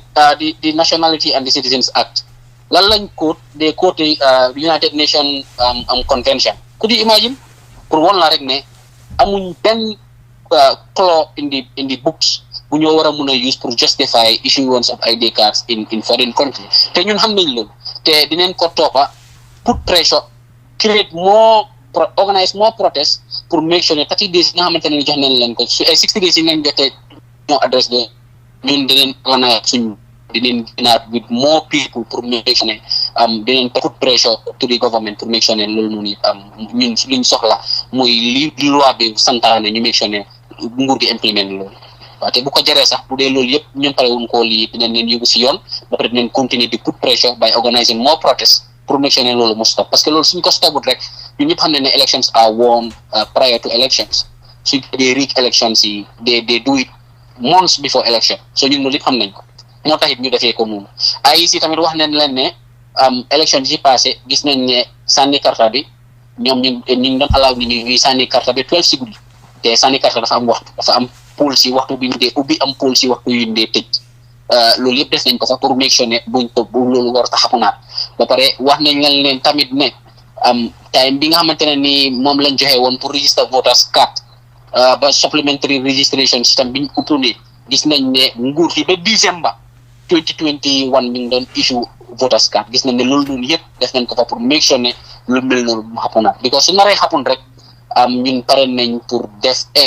pour make sure ne law and order mu nekk loo xam ne even nguur boo tànna moom moo war a ñoom ñoo ko war a gën a respect dan opposition bi or any other citizen man dama gëm ne law abiding mooy lépp because loi bi ne dañu war a sànni carte di seen loi boobu noonu moo ne ku win by simple majority moo war a nekk président di seen loi bi moo wax ne dañu war a organise election for local government di seen loi moo ne dañu war a am police di seen loi moo ne dañu war a respect law so dafa important pour government bi si boppam ñu nekk ñoo xam ne ñoom ñoo war a mën a lead by example pour ñu nekk ay royukaay daan ñoom ñu nekk ay yaxakati loi jërëjëf comme am ngeen plan bi because 2021 election bi ñun yëpp xam nañ lu doon xew te dafa mel ni ñoom dañ prépare seen bopp wane ne dinañ ko def dara di si génn te dafa mel ni léegi nii loolu tamit moo door di signal yooyu moo door di génn léegi comme seen plan bi ñuy dem si site protest bi xam ngeen ne UDP as a party ñoo ko dee oote nañ bi yoon which was fine of course is good waaye soo leen waree apply waat permit gars yi gis ne yéen a ngi teg gaay pression mun nañoo bañ suñ leen joxee tamit yéen su fekkee ne yéen mënu leen a mobiliser comme like yeneen opposition parties yi or leaders yi ñoom yëpp pare wu ñëw pour bokk si protest bi mun naa am gars yi jël ko tooga ko def ko li UDP issue because naa indi sa attention ne ñi leen ngi jël some UDP supporters yi nga xam ne si time protest bi ñu ngi wane ñun UDP so ñu ngi jël loolu noonu di ko siyaane gis nga benn opposition yu nga xam ne dem nañ wax leen ne ñi UDP dañ ko def ñoom pour rek gars yi xam nga support seen boppa pour gën a am popularité ak yooyu so léegi lan ngeen defoon da approach yoon ngeen yeneen opposition parties yi regarding protest bi passé ak soo leen ko defati naka ngeen a def pour indi ñëpp on board pour ñu understand ne this is national issue ñëpp la ñoo affect ak yooyu so lan ngeen defoon ak lan ngeen a def well even protest bu passé nii I can tell you that ne invite on some of the opposition political parties but yàlla def na maybe they were preoccupied or dañu xaloon na engage in other activities moo tax jotoon ñoo join but bindoon neen I can say few of them pour welcome leen pour seen youth wing si ñu join pour because lii yëpp nekk na loo xam ne benefit all the oppositions la nekk it's not just only benefiting the UDP because tey su fekkee ne issuance of this ID cards nekk na loo xamante ne luy war a inflate or polarize suñ voting system bi bu dee ne GTC moo waroon a win election boobu noonu dafa nekk loo xam ne luy benefit GTC la luy benefit all the opposition party members bindoon nañ some of them but yàlla def na maybe they were engaged or dañ amoon yeneen activities or yàlla rek moo xam but ñun tamit continuer neen pour gis ne nekk na loo xam ne ñun neen raise the alarm pour make sure ne ñu put nguur gi into order pour make sure ne ñoom tamit ñu xam ne ñun xam ne lan what are their plans te su fekkee ne dañ ko continuer mun naa jur fitna te mun naa yóbbu réew mi foo xamante ne ni ñun kenn ñaanut yàlla fitna am ci réew mi so ñun ñu ngi ñaax nguur gi pour ñu make sure ne lépp loolu nga xam ne moom la loi bi wax lii bañ pour yee fitna ñoom suñ ko defee fitna du am bot bu dee ne nag nguur gi ñoom fitna lañ bëgg ñun ñu ngi fi dëkk bi ñoo ko bokk ñun ñëpp te ñun di leen make sure ne lépp li loi bi wax di leen ko defee ni ko loi bi santaane buñ buggee génnaat ñu bañ ñoo jox permit procession bu passé nii biñ applyé ne leen Westfield lañ ko bëgg a defee dañ ñu indil ay lignes complaints ne protest bi passé woon dafa am ambulance bu ñëw bëgg a romb ambulance bi munta romba so duñ ko fa mën a defee ñu ne leen ne yéen a war a provide security trafic bi yéen a ko war a contrôle ñun nekkul di occupy trafic bi yooni cooj bi la ñoo jëlee ko coopérative boori Iceman ne la ñëw Westfield si monument bi ñu ne non duñ ko fa defee because ñu ngi bëggum woon ñu continuer with the procession so ñu ne leen léegi ban option ngeen am ñu ne léegi dañ ñoo yóbbu Battle Hardened Highway ñu ne leen Battle Hardened Highway moto yi duñ dee daw nanka te dafa important ngeen provide security boo xam ne mooy mën a contrôle tali bi ñu occupy benn lane bi tam ñu mën a submit suñ pétition si so gëm naa ne réew bi ñun ñoo ko booga te waruñoon nangu comme lu Mr Mbowe di wax ne peaceful mobilization nekkul loo xam ne dafa illegal hence nekkuloo di use loudspeaker or nekkuloo in a peaceful order because at the end of the day loolu rek mooy war a tax yow doo mun a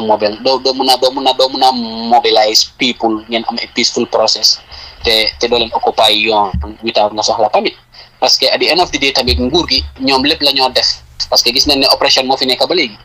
youth si gars yi arrest si PURA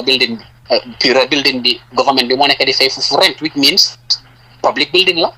because su fekkee ne nguur gi moo fa rent nguur gi moo nekk di occupant so da ngaa gis ne loolu dafa def area boobu lépp nekk a public building trespassing benn ñaar occupy in the streets ñetta yi nekkoon use a musical set so loolu ñun amoon right pour war a wax ne youth si dañ need permit pour war a def loolu so ñun tamit si yooyu la ñoo sukkandeko pour make sure ne tamit ndaw yi keroog suñu fekkoon ne génnoon nañ comme ni ñu waroon a génne ma amaana demee comme ni mu fa demee but national unity dafa important opposition yi ñëpp a soxlante ñëpp ñoo war a bring seen hands together parce que nguur boo xam ne nekkalu fi ñëpp pour war koo génnee nekk na loo xamante ne ni c'est long battle te nekk na battle boo xam ne nekkoon ne benn parti rek moo ko mën a xeex parce que yaay jame ñun gis nañ li ko fi génnee mankoo moo ko fi génnee suñu réew yi ni jegeñ seen nguur yëpp ñun gis nañ ne mankoo nekk bokk benn kàddu moo ko mun a génnee parce que xeex boo xam ne xeexi ñëpp la benn nit wala benn groupe mënu ko def. jërëjëf ma may Jibril Fadia dama just comment rek mooy li ma la recommandal mooy comme yow si youth wing mi nga nekka try leen parti bu nekk am na seen youth wing try leen ngeen dem right now ngeen try di engage parti si directly yóbbu leeta bi baax na waaye try leen ngeen am appointment ak ñoom ngeen toog yéen yëpp ngeen waxtaan parce que lii njëriñi ñëpp la really because bàyyi leen xel liñ leen tegal dama la bëgg a sàcca nangu ko soo ko nangu dinaa la accuse ne yow criminal nga yaa bëgg a déstabilise dëkk bi so foofu la Gambia toolu right now comme foofu la toolu da ngeen war a unite yéen yëpp so dem leen ngeen approach yeneen parties yi ngeen waxtaan ak gars yi direct about this issue jërëjëf Bura Tobaski waaw mu ngoog fi mu nekk ma dal di muuf jërëjëf Bura sa laajte yooyu am na solo lool fi mu nekk ñu dal di ñëw si Jibril Fadia Jibril ban laajte nga amal Tobaski Sibi. waaw jërëjëf maa ngi laa nuyu Alaaji Saliou di nuyu déglukat yi yëpp di nuyu Bura Diba mi fi mujjee waa Tobaski Sibi di nuyu suma broda Pa Modou Mbowe macha allah waxtaan bi am na solo ak Honourable Ba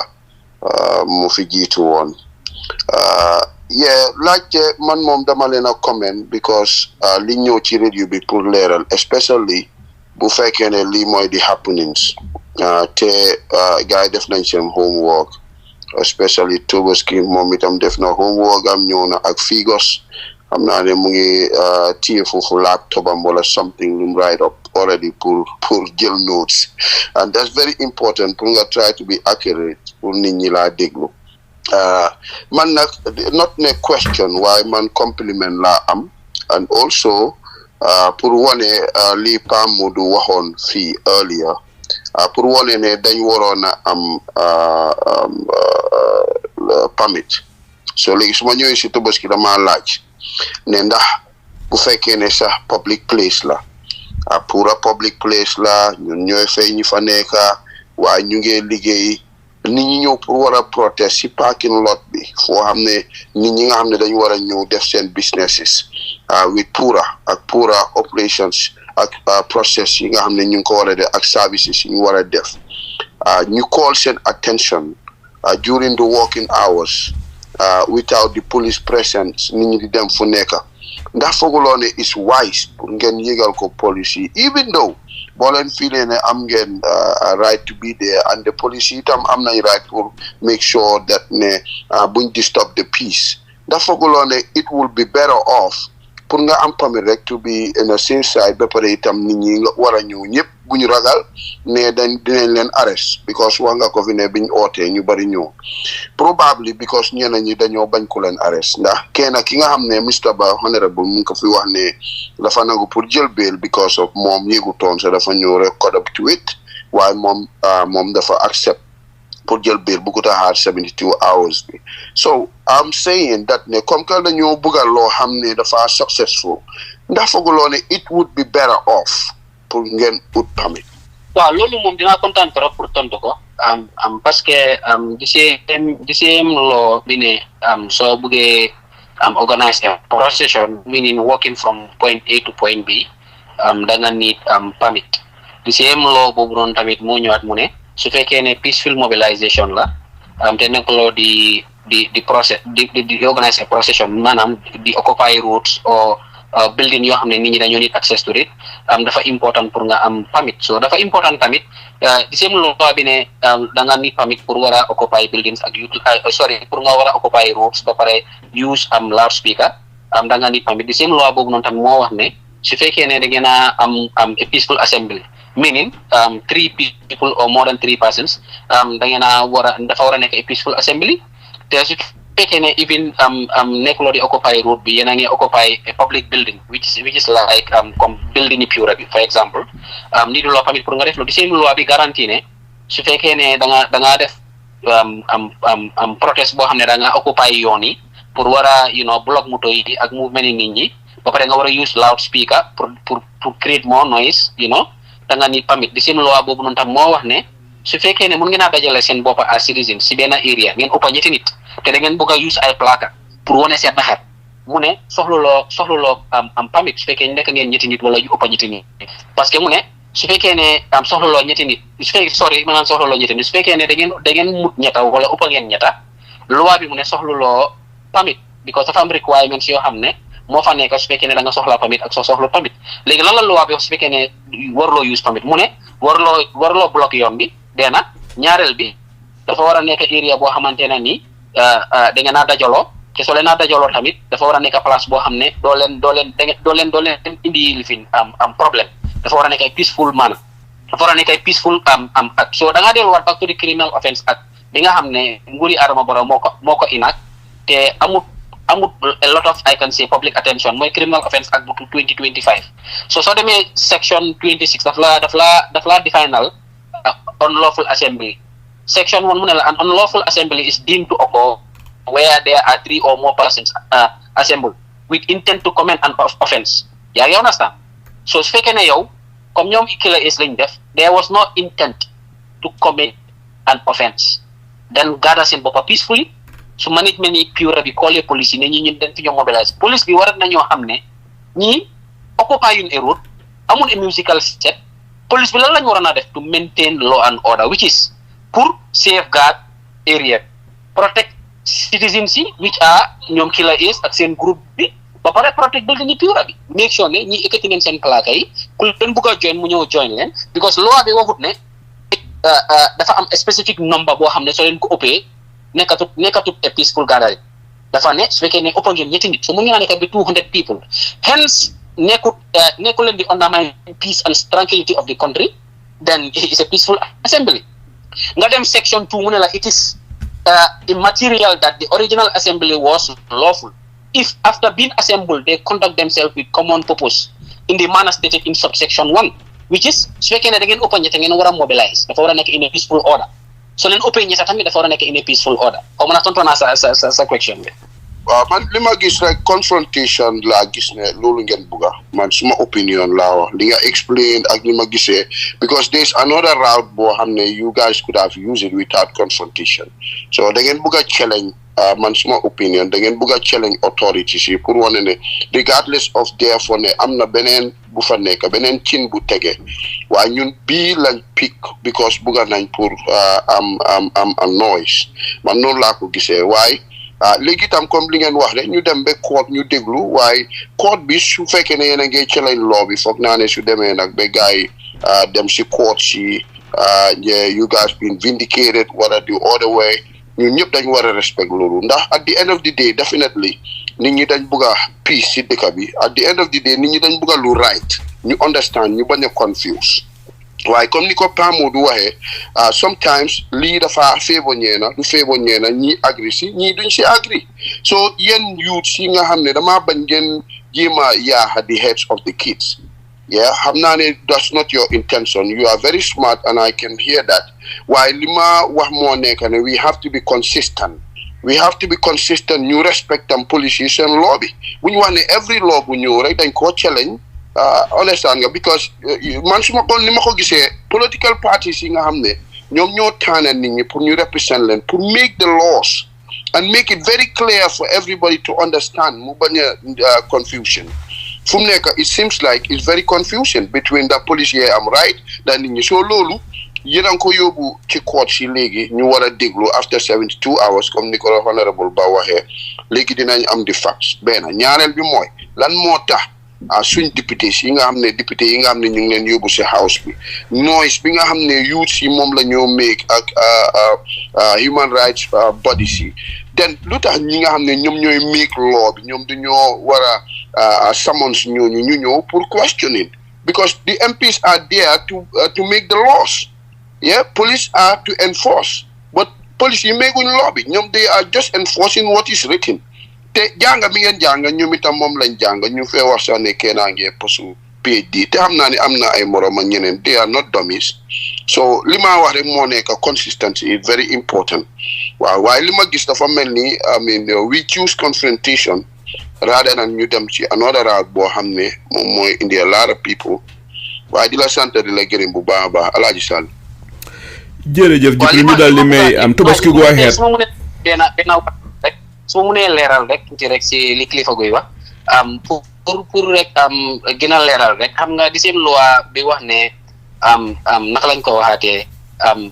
peaceful process da nga need naka lañ ko dee waxaatee permit bu dee procession la su fekkee ne peaceful mobilisation la niidul loo ko so da nga daf laa woon rek ne loi bi si boppam moo wax loolu te man dama gëm ne even soo seetaanee bi Madi Jobati di am confrontation with one of the police officers because Madi ne peaceful assembly ni du law permit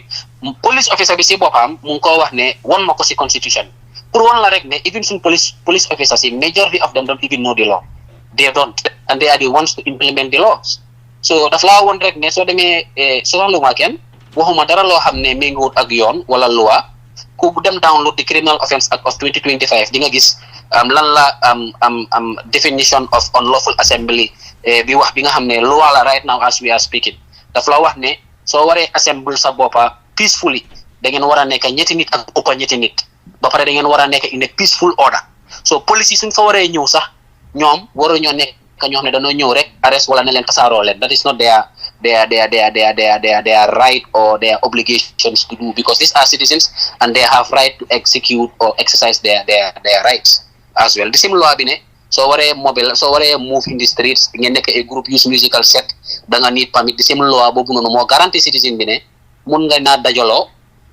te doo leen obstruct yoon bi doo leen sonal nit ñi ngeen dem si any public building because public building belongs to you, belongs to me, belongs to every other citizen. You can go there and organize yourself in a peaceful manner. Whereby so fasage wala nga dur fa nit you have break the peace. Whereby bobo police dañu arrest everybody. So ñi peaceful protest mo leen taxaw na jóg def neen all the criteria si law bi wax ne war moo define a peaceful assembly which is they conducted themselves in order ba pare obstruct road bi ñaareel bi use musical set ñetteel bi dañ mobilize simply ak seen placard taxaw bunti PURA ekiti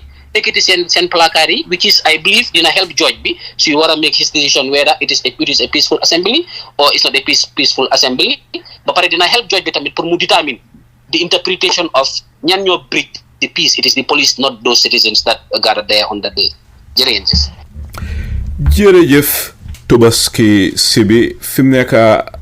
ñaari laajte rek la am su ko defee ma ñëwaat si bura laaj benn su ko defee Jibril laajte benn rek su ko fee ñu dal di tëj daanaka 5 minutes leen am soo suñ mënee jël laajte yi ak tontu yi ni mu gën a gàttee rek ko fee ñu teel fee jógeen te yàgganeen fi te Tobaski yaa ngi ba Gambia te gis nga crédit dafa seer loolu mooy li waraloon ngeen utali mbedda yi Tobaski man góom naa ne lu ëpp doole si Gambian yi gannaaw boo xamee ne Adama Barrow toog na fi ñaari mandat Gambian yi doyal neen buggun mu dal di eega ñetteeli mandat. The surveys they are out there. They speak for themselves. Léopoldoles Gambien ni daal li ñu gënal mooy ñuy yeewi Adama Barrow su ko defee mu dal di dem ñu ut keneen ku jiite réew mi. waaye nag buñ cegee sun opposition bi nekkun benn. ba pare mu ngi am loo xam ne Léopoldole si ñu nekk si UDP executive bi xëy na ñeme ñun koo wax pour bañ ñu gisee leen ne den bugg a stage a coup against Honourable Ousainou Darboe. By all means, Honourable Ousainou Darboe is a dignified man. Ku bugg a Gambia la. te ñun ñi respect neen ko. te am na a very dignified place in the history of the Gambia. si dundaam ak gannaawam. yal na ko yàlla may fan bu gudda bu àndaa wér gu yaram. waaye yow gis nga sobe bi pool si lin feeñal den feeñal rek the wishes and aspirations of most Gambians. waxuma all but most Gambians. loolu mooy lan loolu mooy su fekkee ne dëgg-dëgg bu nga leen fee génnee Adama Barrow su keneen mu ne lead UDP we have more chances pour eject Adama Barrow out of power by the ballot box than Honourable Darboe su jiite affaire yi. waxuma la suma personal opinion de maa ngi laa wax based on ñi nga xam ne ñoo de influence public opinion maa ngi laa wax the majority of the Gambians based on the polls. just moo xeel yi ñu dina xalaat ne waaw yow da nga wax the majority of the Gambians ma xam the majority of Gambians ni ñoo xalaatee li ma wax ni maa ngi ko based on the recent polls. Gambia participates APRC polls si nga xam ne they are out there. the majority of Gambians den favor ñu ko mel ni Talib ne xëy na bu leadee UDP there is more chance ne mu leen fee génnee Barrow. waaye nag bi Darboe demee dal di wane ne moom dafa bugg a bokk si pour ñu choose ko as a flag bearer dafa tax ku mel ni Yankuba Darboe ak ñeneen withdraw ndite ñoom ñu ne ñoom duñ jongante ki nga xam ne seen kilifa la ndite am neen high respect for Darboe ba nga xam ne daal ñoom rus neen seen ngor ak seen respect mayu leen ñuy jongante di xëccoo Honourable Darboe kan mooy nekk di flag bearer of the UDP ba tax na ñoom den withdraw seen li nga xam ne moom leen naroon a def mu mel ni loolu dafa block ñoo xam ne ñii xëy na buñ jiite woon parti bi wala buñ bokkoon si flag bearership bi ni kon du ñàkk Gambien ne leen taana bi ko Gambien yi ëppaloo yëpp fii leen ne xëy na kenn si ñooñu bu jiitee UDP rek Adama Barrow standul benn chance. te maa ngi wax yow right now tey Dou Sano nga xam ne presidential adviser la am na lu mu wax loo xam ne lii xam naa ne Dou Sano sax su bàyyi woon xelam sax du ko wax ni te loolu dafa mel ni Dou Sano sax mu ngi dimbale opposition bi pour ñu win own partem UDP. Dou Sano mu ne UDP dañ war a moytu ku mel ni Ajaayam Seka Ajaratu Yaabo ak Honourable Ousainou Darboe. maa ngi wax li Dou Sano wax de lii du suma personal opinion bilifuma loolu sax ni ma waxee nii man d'accord ma si maa ngi wax personal opinion yi Dou Sano mu ne dañ war a moytu ñetti nit ñi mu ne Honourable Ousainou Darboe xam na ne du mus di nekk président moo tax mu dal di submit turam pour bugg a nekk flag bearer ba loolu tax na mu ngi fata pax mi pour ñeneen ñi nga xam ne ñoo mën a jiite parti bi ba ñooñu fi mu nekk du mën a jiite parti bi despite the fact ne xam na ne moom du musa nekk président. Dou Sano moom moo wax lii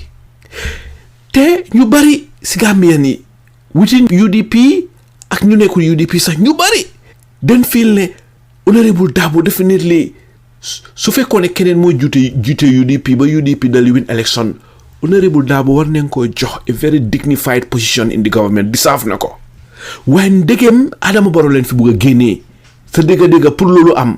keneen moo war a jiite UDP ku dul moom. Gambien yu bari lii leen fiil mu ngi méngoo li nga xam ne moom la Dou Sano wax te dégg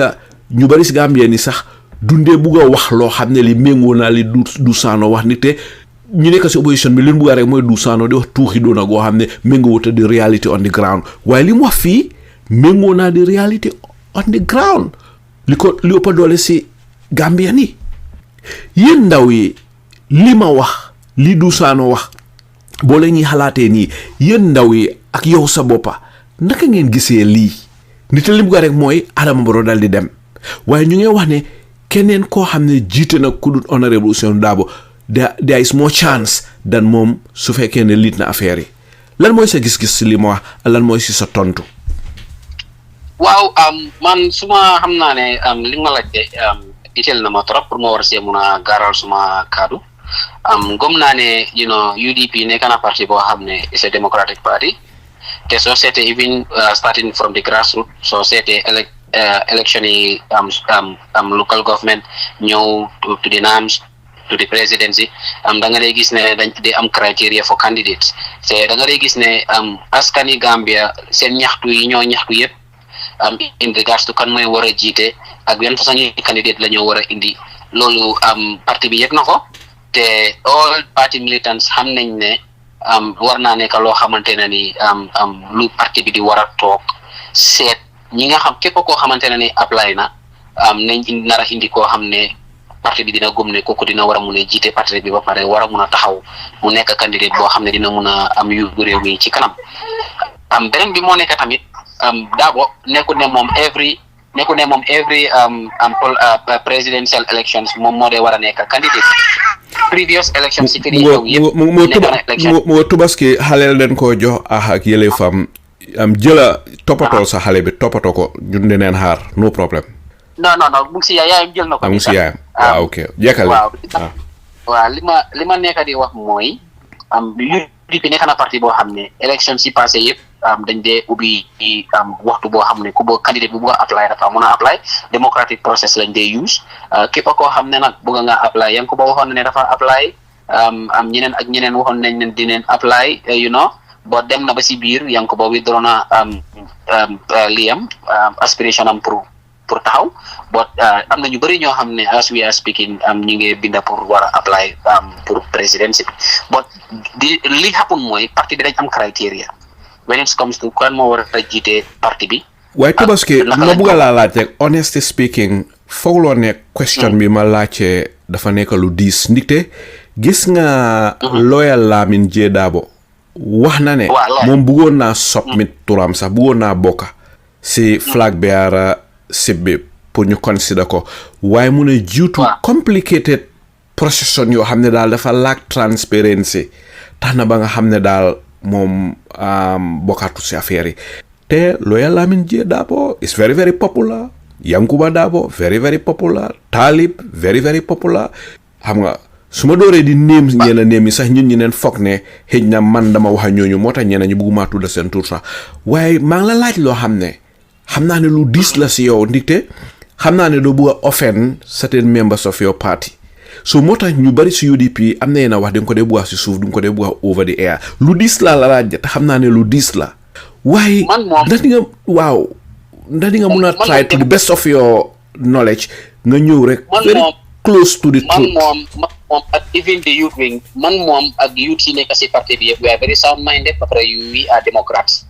ñun nekk nañ ñoo xamante ne ni dañ dee bëgg lu nekk muy topp democratic principles suñu waree tànn am flag bearer képp koo xam ne bëgg naa taxaw pour gis ne mun naa salvé réew mi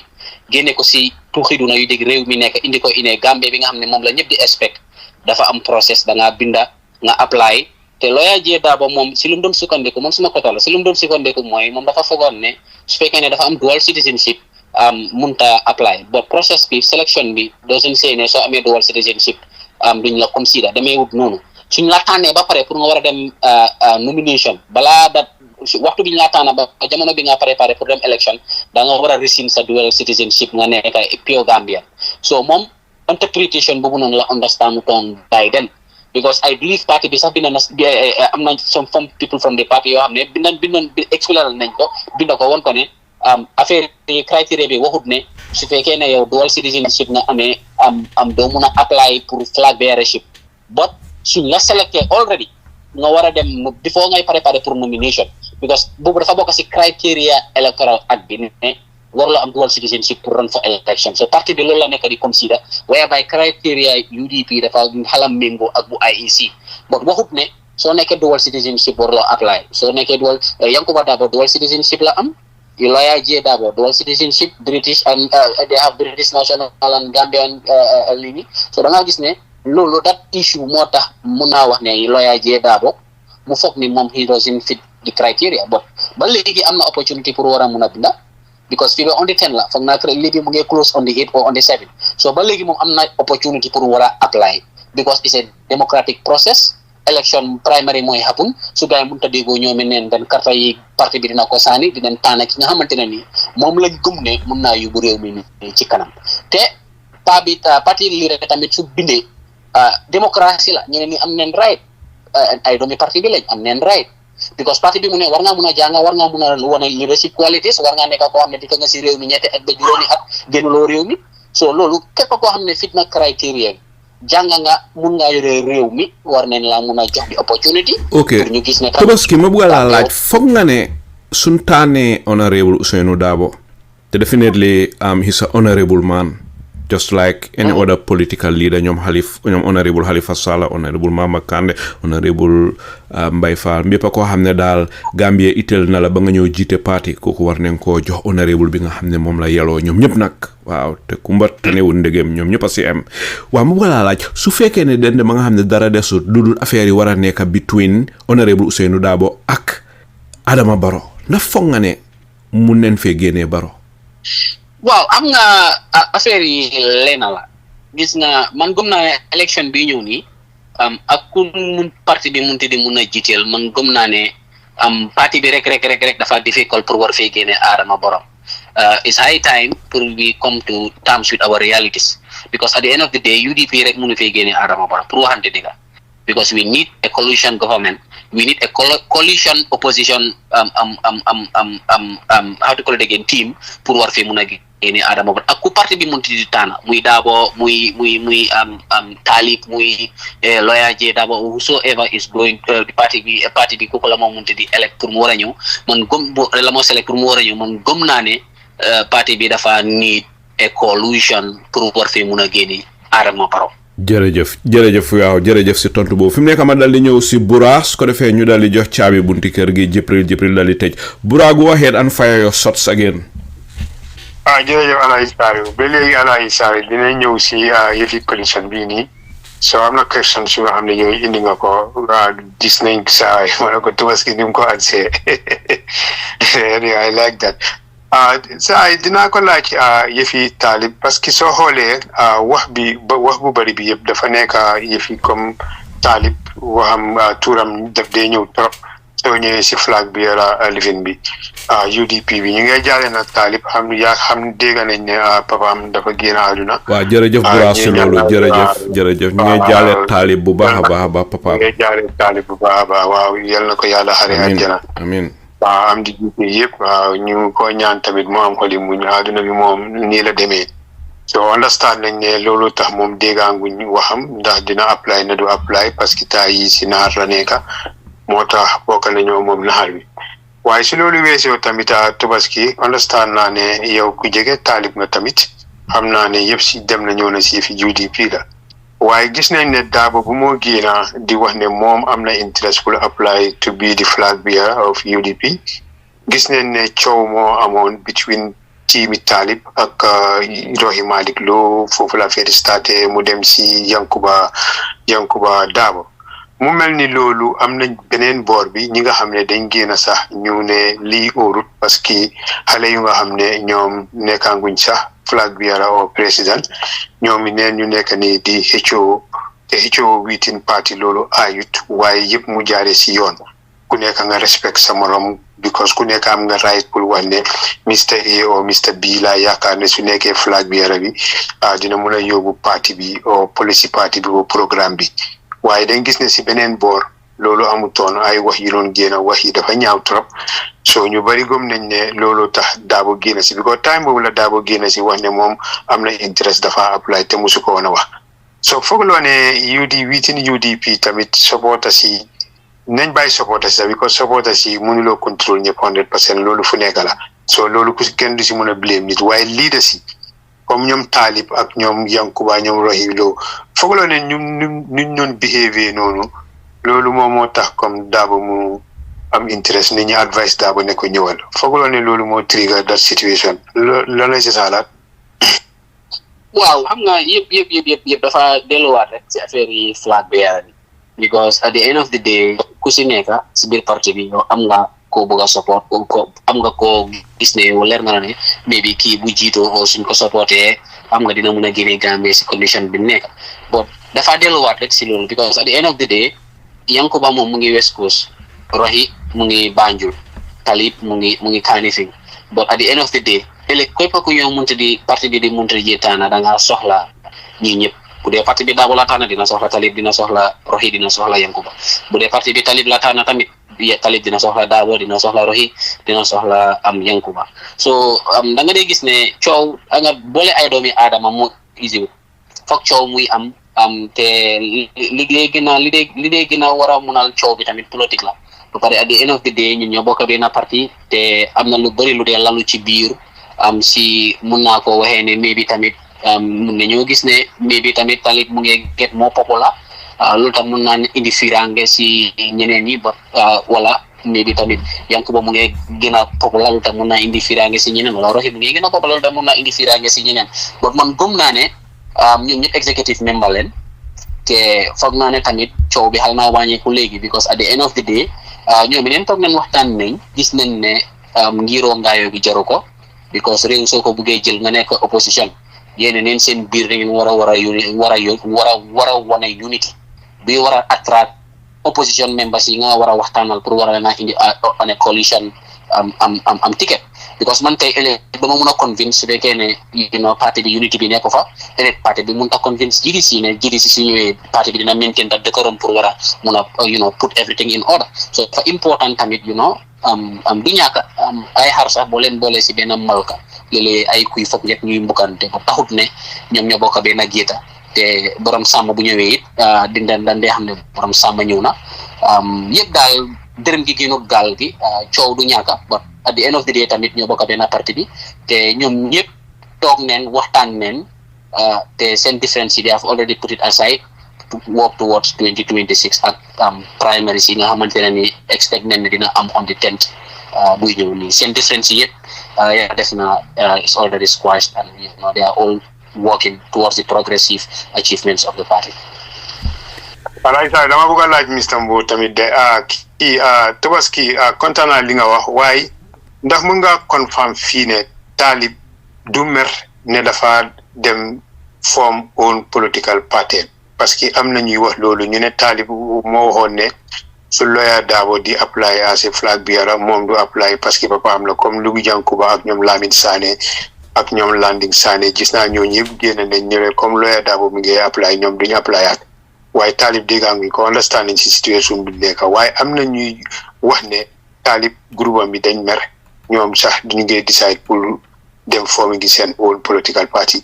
so am na beneen bu ma bëgg a laaj Mbowe tamit Alaaji Saliou xaw ma nag ndax ma jël yëpp together ndax ma xaar go ahead su ko defee after ñu may jëpp go ahead nga laaj Mr. waaw dem na ma close suma yëpp waaw moo tamit bëgg naa koo laaj comme APRC No to Alliance gis nañ ne 2021 election bi am na ñi nga xam ne ñu ngi bu gaay defee alliance yow Mama Kandeh am na ñu nga xam ne tamit sànni luñ Mama Kandeh dañ leen convince ne leen soo leen sànnee le Mama Kandeh UDP dina win parce que simple majorité la ku raw benn vote sa win na te UDP dañoo prosecute Yaya Jammeh ak jongla si nii yëpp xew soo leen xoolee dañ bëri ay victimes loolu moo leen métti soo gis nañ ne protest vote amoon na am na tamit society doy tamit gis nañ ay yenn supporter doy yu nga xam ne dañ mere UDP because coalition amut comme coalition bi dañ yaakaar ne UDP moo ko yaaxa ñoom tam protest nañ dem saani li Adama Barrow soo ko xoolee lii moo tax nit ñi tamit di xool ban candidate la UDP di indi ku nga xam ne yaakaar nañ ne moom dina mun a solve problème bi xool naka la moo mobiliser ak ñu nangu liy digga so waaye question bi si Mbowe mooy la APRC No to Alliance lan la gaay nekk si coalition ndax ba léegi am na ñi amoon xalaat bi pour like protect Yaya Jammeh so yëfi prosecution ak toppi jong la yi ak PRRC bi recommendation beeg yooyu so loolu nekk na lu nga xam ne APRC No to Alliance sometimes gaay MPP bi dañ leen dee gomloo ne soo leen defee lii UDP dina win te UDP su winee dinañ prosecute ñi yëpp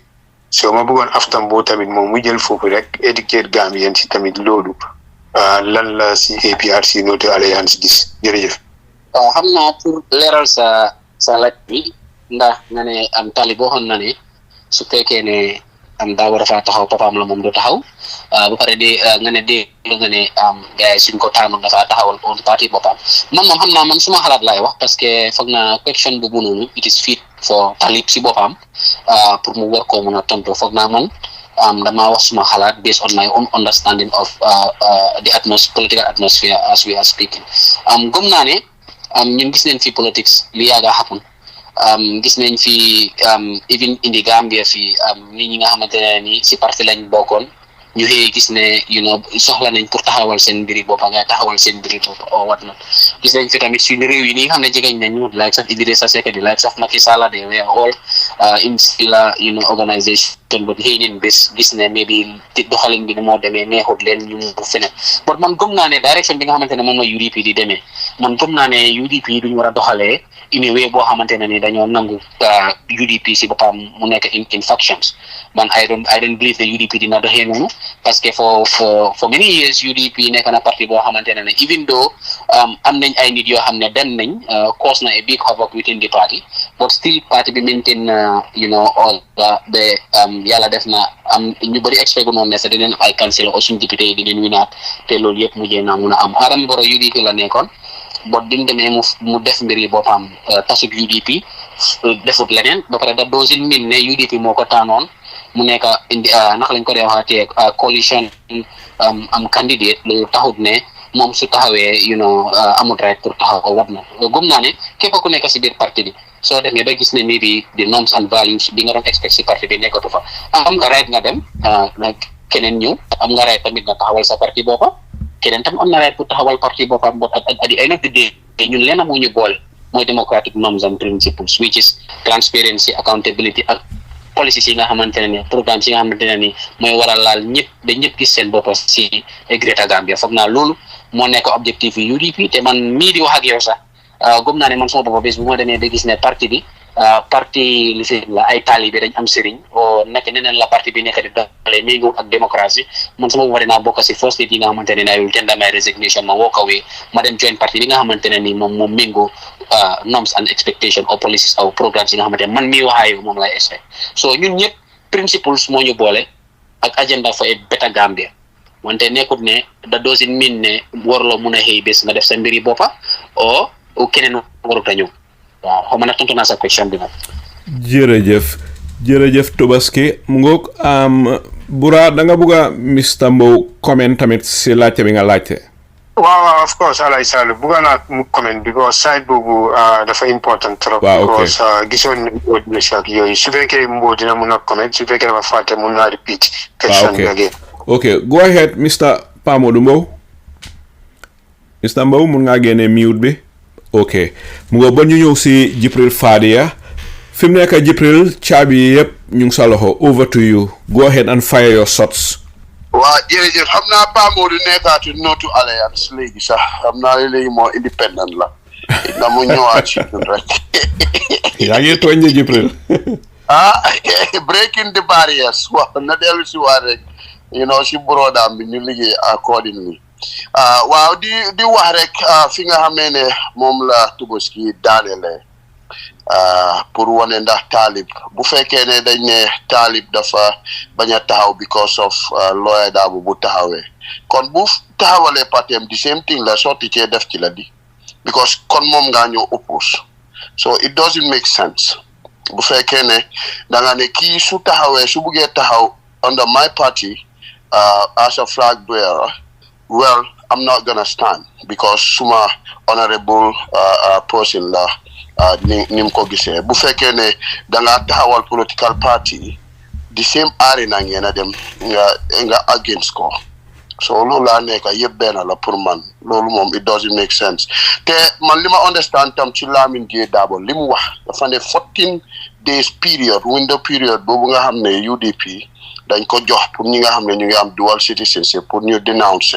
foreign citizenship si mu ne that is not sufficient enough pour moom mu apply mu denounce the citizenship in UK kon naa ne moom loolu la wax is a lawyer understand that very well góoma ne am na kenn kooku gën a understand laws yi and rules yi especially UDP yaaga na si parti bi ñun ñoo moom yëpp nekkoon nañ Jollof News time boobu freedom amut all this ama da Alaaji Sale ama Jollof News foofu lañ daan nekk di raay dom baax waa nga suma laa wax suma tur bi foofu nag maa ngi ko nuba you know so boobu nag mooy next programme bi boobu moom full programme leen ko def di nga wax tur bi de déet so loolu laa bëgg a wax ci loolu affaire yi ID bi affaire yi woor yi bi nga xam ne nit ñaa ngi ko am ci ID cards yi ma ne the basic the fundamental the core I mean the naka laa ko mun a ooyee sax the root cause moo nekk attestation dafa haram pour ñu war a jël benn nit rek pour moo mun a wax yow fii nga juddoo wala juddoo come on man come on we should pass that come on with the new generation biñ nekk nii nga war a jël benn nit mu war a determine somebody else's life pour nga jël benn nit mu mun a determine the whole country seen victory come on man loolu dañ ko war a pass bu yaaga pour ñu war a accept nit jëlee nit fu nekk indi ko rek ne ko kii fii la juddoo rek moom su bindee loolu sign ko rek ñu ne with that signature mun na koo jox citizenship loolu dañ ko war a passé fi nga nekk Alaaji Sali ak fu mel nekk before you acquired a Rhode Island ID card wala in Sweden Stockholm you're too boy anywhere da ngaa indi citizenship da ngaa indi sa birth certificate bu fekkee ne da nga ñëw si dëkk bi sa entry fii dañ laa laaj sa I-94 bi mu nekk sa passport bi ak sa visa is not enough with the I-94 mooy bi nga duggee ci dëkk bi dañ la ko dee jox in the United States lay waxee de dañ laa jox I-94 whichever category visa buñ la jox dañ ko fa dee state at your stay at multiple entries or whatever that is they require to have that danga ko dee war a delloo immigration but dañ ko ñoom itam am na loo xam ne mu ngi si passeport foofu ñooñu foofu loolu la ñoo binda foofu suñ laa jox I-94 bi ñoom loolu la ñoo check balaañ laa issue ID card is very important immigration li Mr. Ba wax fii nii honorable ne am na ñu nekk Gambie ñu bari ñoo xam ne amuñ ID card ñu ngi si waiting list bi so yow dajaguloo ñooñu ba pare ngaa dem di ko jox ñeneen te anytime nga romba di Gambian border you are in the diaspora whether it's African diaspora, Chinese diaspora, European diaspora, American diaspora, it's all in the name of the diaspora. Why you pick ñeena bàyyi ñeena te fii lañ doon wax ne ñun APRC dañ daan indi nit ñi si school si Taliban Suda wax na ko sax indi nit ñi si school si indi nit ñi si pour ñu soloon vote si however Gambian bu nekk Mauritanie Gambian bu nekk Guinée Bissau Gambian bu nekk Guinée Conakry Sierra Leone list go on ku nekk da nga jógee ci kër am na foo jógee why would you have to be a stranger in your own country to a point ba nga xam ne dañ laa war a yóbbu si lopitaan nga nekk fa wala accommodate la si high school for what xanaa amuloo kër you know yaa ngi jógee Badianeen yaa ngi jógee Bajikunda Saareen Njaayeen Fayeen so why wouldn't you go back da nga ñëw pour saani lan moo tax ñu laa utal ci hotel si lifit si motel ak all these things loolu man dama jàppane loolu jàpput xel te diaspora voting bi moo war a gën a important loolu pour ñu allow Gambians si pour ñu vote so loolu laa bëggoon a wax ci affaire yi passeport bi affaire yi protest bi am nañ two ways man kenn duma jàngal protest fii United States ñu nekk si diaspora bi they all know balaa fi pandéri di teg tànkaam ñun ñu ngi protest in the 90s dem ñëw ba 2000s te nekkuma koo xam ne sax dama see des garaaw dama dee bokk ci ñi sign pedi protest yi ñi request for protest su ñëwee ba protest sa Alaaji Saliw at fii at the square here in New York City maa ngi ko wax si radio ñëpp xam na ñoom Pa Samba Jaw ak ñoom Ousseynou Menga ak all these things man may joxe suma driver's license on behalf of ñi nga xam ne ñooy support government bi all the time so bu demee noonu dooma wax PA system fan lañ ko war a use bu fekkee ne am na another means to do the protest peacefully lillahi wa rasuli nañ ko def te di very example bu maa joxe practical example mooy gaala bi gaala ñëwee protest bi gars yi jaxasoo yëpp bi gaala ñëwee apply bañ jox leen ko accord them with gaala dañ make sure protest bi bu kenn yaaxa protest bi ñu ànd accordingly ba ñun ñëpp ñu commend the government for their move loolu lañ war a nooco because confrontation amul njëriñ at the end of the day ñun suñu resources la nekk police bu gaañu suñu resources moo ko faj moto yuñ faa indi suñu resources la police ñoo indi foofu mënoon nañ def another duty ñi xale yi nga xam ne ñu ngee drifting ñu ngee spin war nañ leen a yóbbu ñu dem uti xale yooyu moo gën a dangerous sax than lii so both sides li ma bëgg a wax fii rek ne bu fekkee law bi mu ngi fa pour nga mu allow la pour nga mën a def protest te nga jël permit why don't you just go permit why you have to be so egoistic pour ne non duma jël boobu bii lay jël pour jëm a confrontation man I don't like anytime boo xam ne am nga option bu peaceful nga bàyyi boobu noonu dem another way what difference does it make soo demee nga apply ñu jox la permit nga ñëw def ko those are the in the peace of mind to people there because soo amut permit what is happening is bu fekkee ne problem am na fa because dafa ne if you do it peacefully waaye soo create any problem there then foofu ngaa dooree au police kon loolu is gonna be a reactive move so the proactive move mooy ngeen am police yi in presence because police presence always control behavior so foofu laa bëggoon a daanelee rek di sant di gërëm bu baax a baax programme bi am na solo gaay borom xam-xam la ñi ngeen fi indi always te kontaan nañ Honourable Ba moom itam ñëw na depuis ba mu commencé gaayam yi xam nga lu yàgga digga la moom amul dara lu moo nuba dafa wax diggaam du cause nobody ñeneen ñi am na ñeneen ñoo xam ne mooy loolu bu problème amee dañoo jéem a nëbbu moom du nëbbu ñu ngi ko comment ak ñoom Pa Modou Mbowe ñëwam bi fii ak Bradiba di la sant di la gërëm di sant déglukat yi ak luñ fi wax nag loo xam ne naxari na anyone buñ ko gisee ne ñun dañ leen a lecture but ñun itam dañ am opinion comme ñoom niñ amee opinion ñu dimbalante rek pour seet naka la ñoo mën a dimbalee suñ dëkk mu dem kanam ak nocco suñ démocratie bi jërë ngeen jëf jërëjëf Jibril Fadia si jàngat yu am solo yooyu daanaka fi mu nekk waxtu bi jeex na soo ñu daal di may Tobaski su fekkee ne am na loo bëgg a tontu si li Jibril wax nga jël benn 1-2 minutes su ko defee ñu dal di tëj programme bi go ahead Tobaski. non man moom di leen sant di leen gërëm di sant déglukat itam di leen gërëm ak sa panélistes yi yëpp di leen wax na rek comme li waxkat bi mujjee wax bi waxkat bi mujjee bi leen wax rek ne ay ndaw lañ bu ñu waxee loo xam ne méngoowul ak ñoom seen expectation nañ xam ne ñun tamit ay citizens leen rek dañoo gaaral suñ expectation ak lan lañ soxla ak lan lañ foog ne loolu mooy li Gambie ni tamit di expect si ñi ñu jiite loolu la rek boot nekkut leneen di leen sant di leen gërëm wasalaam. jërëjëf Tobaski Sibi mi nga xam ne yaay di KM Youth Leader bu UDP ñu ngi lay gërëm sa teewaay fii programme bi yàgg na waaye yaa ngi fi patiently te wax dëgg jànge nañ si yow ne ku am yar ku am teggin nga jànge naa si yow ne nit ku smart nga you are very intelligent te den soxla ndaw yu mel ni yéen ndite point si nga xam ne moom fi joxe xalaat gi nga xam ne moom nga séddoo ñun jox nañu yaakaar ne am na ay ndaw yoo xam ne yow ak ñi mel ni yéen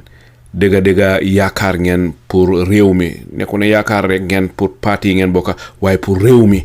loolu jox na ma confidence ma xam ne dëgga Gambia day fan jëm ndoxang fa léeg-léeg dama waxtaan ñoo xam ne dama dee foog ne fa Gambia jëm duñ fa fekka ndox dañoo dem ba éega fekka fa àlli gànnaar gu ne fanga waaw léeg-léeg ma dal di yéemu waaye déglu la tey am naa yaakaar ne fan jëm ndoxang fa yoon bi dina rokki xëj na du easy du nekk a very smooth path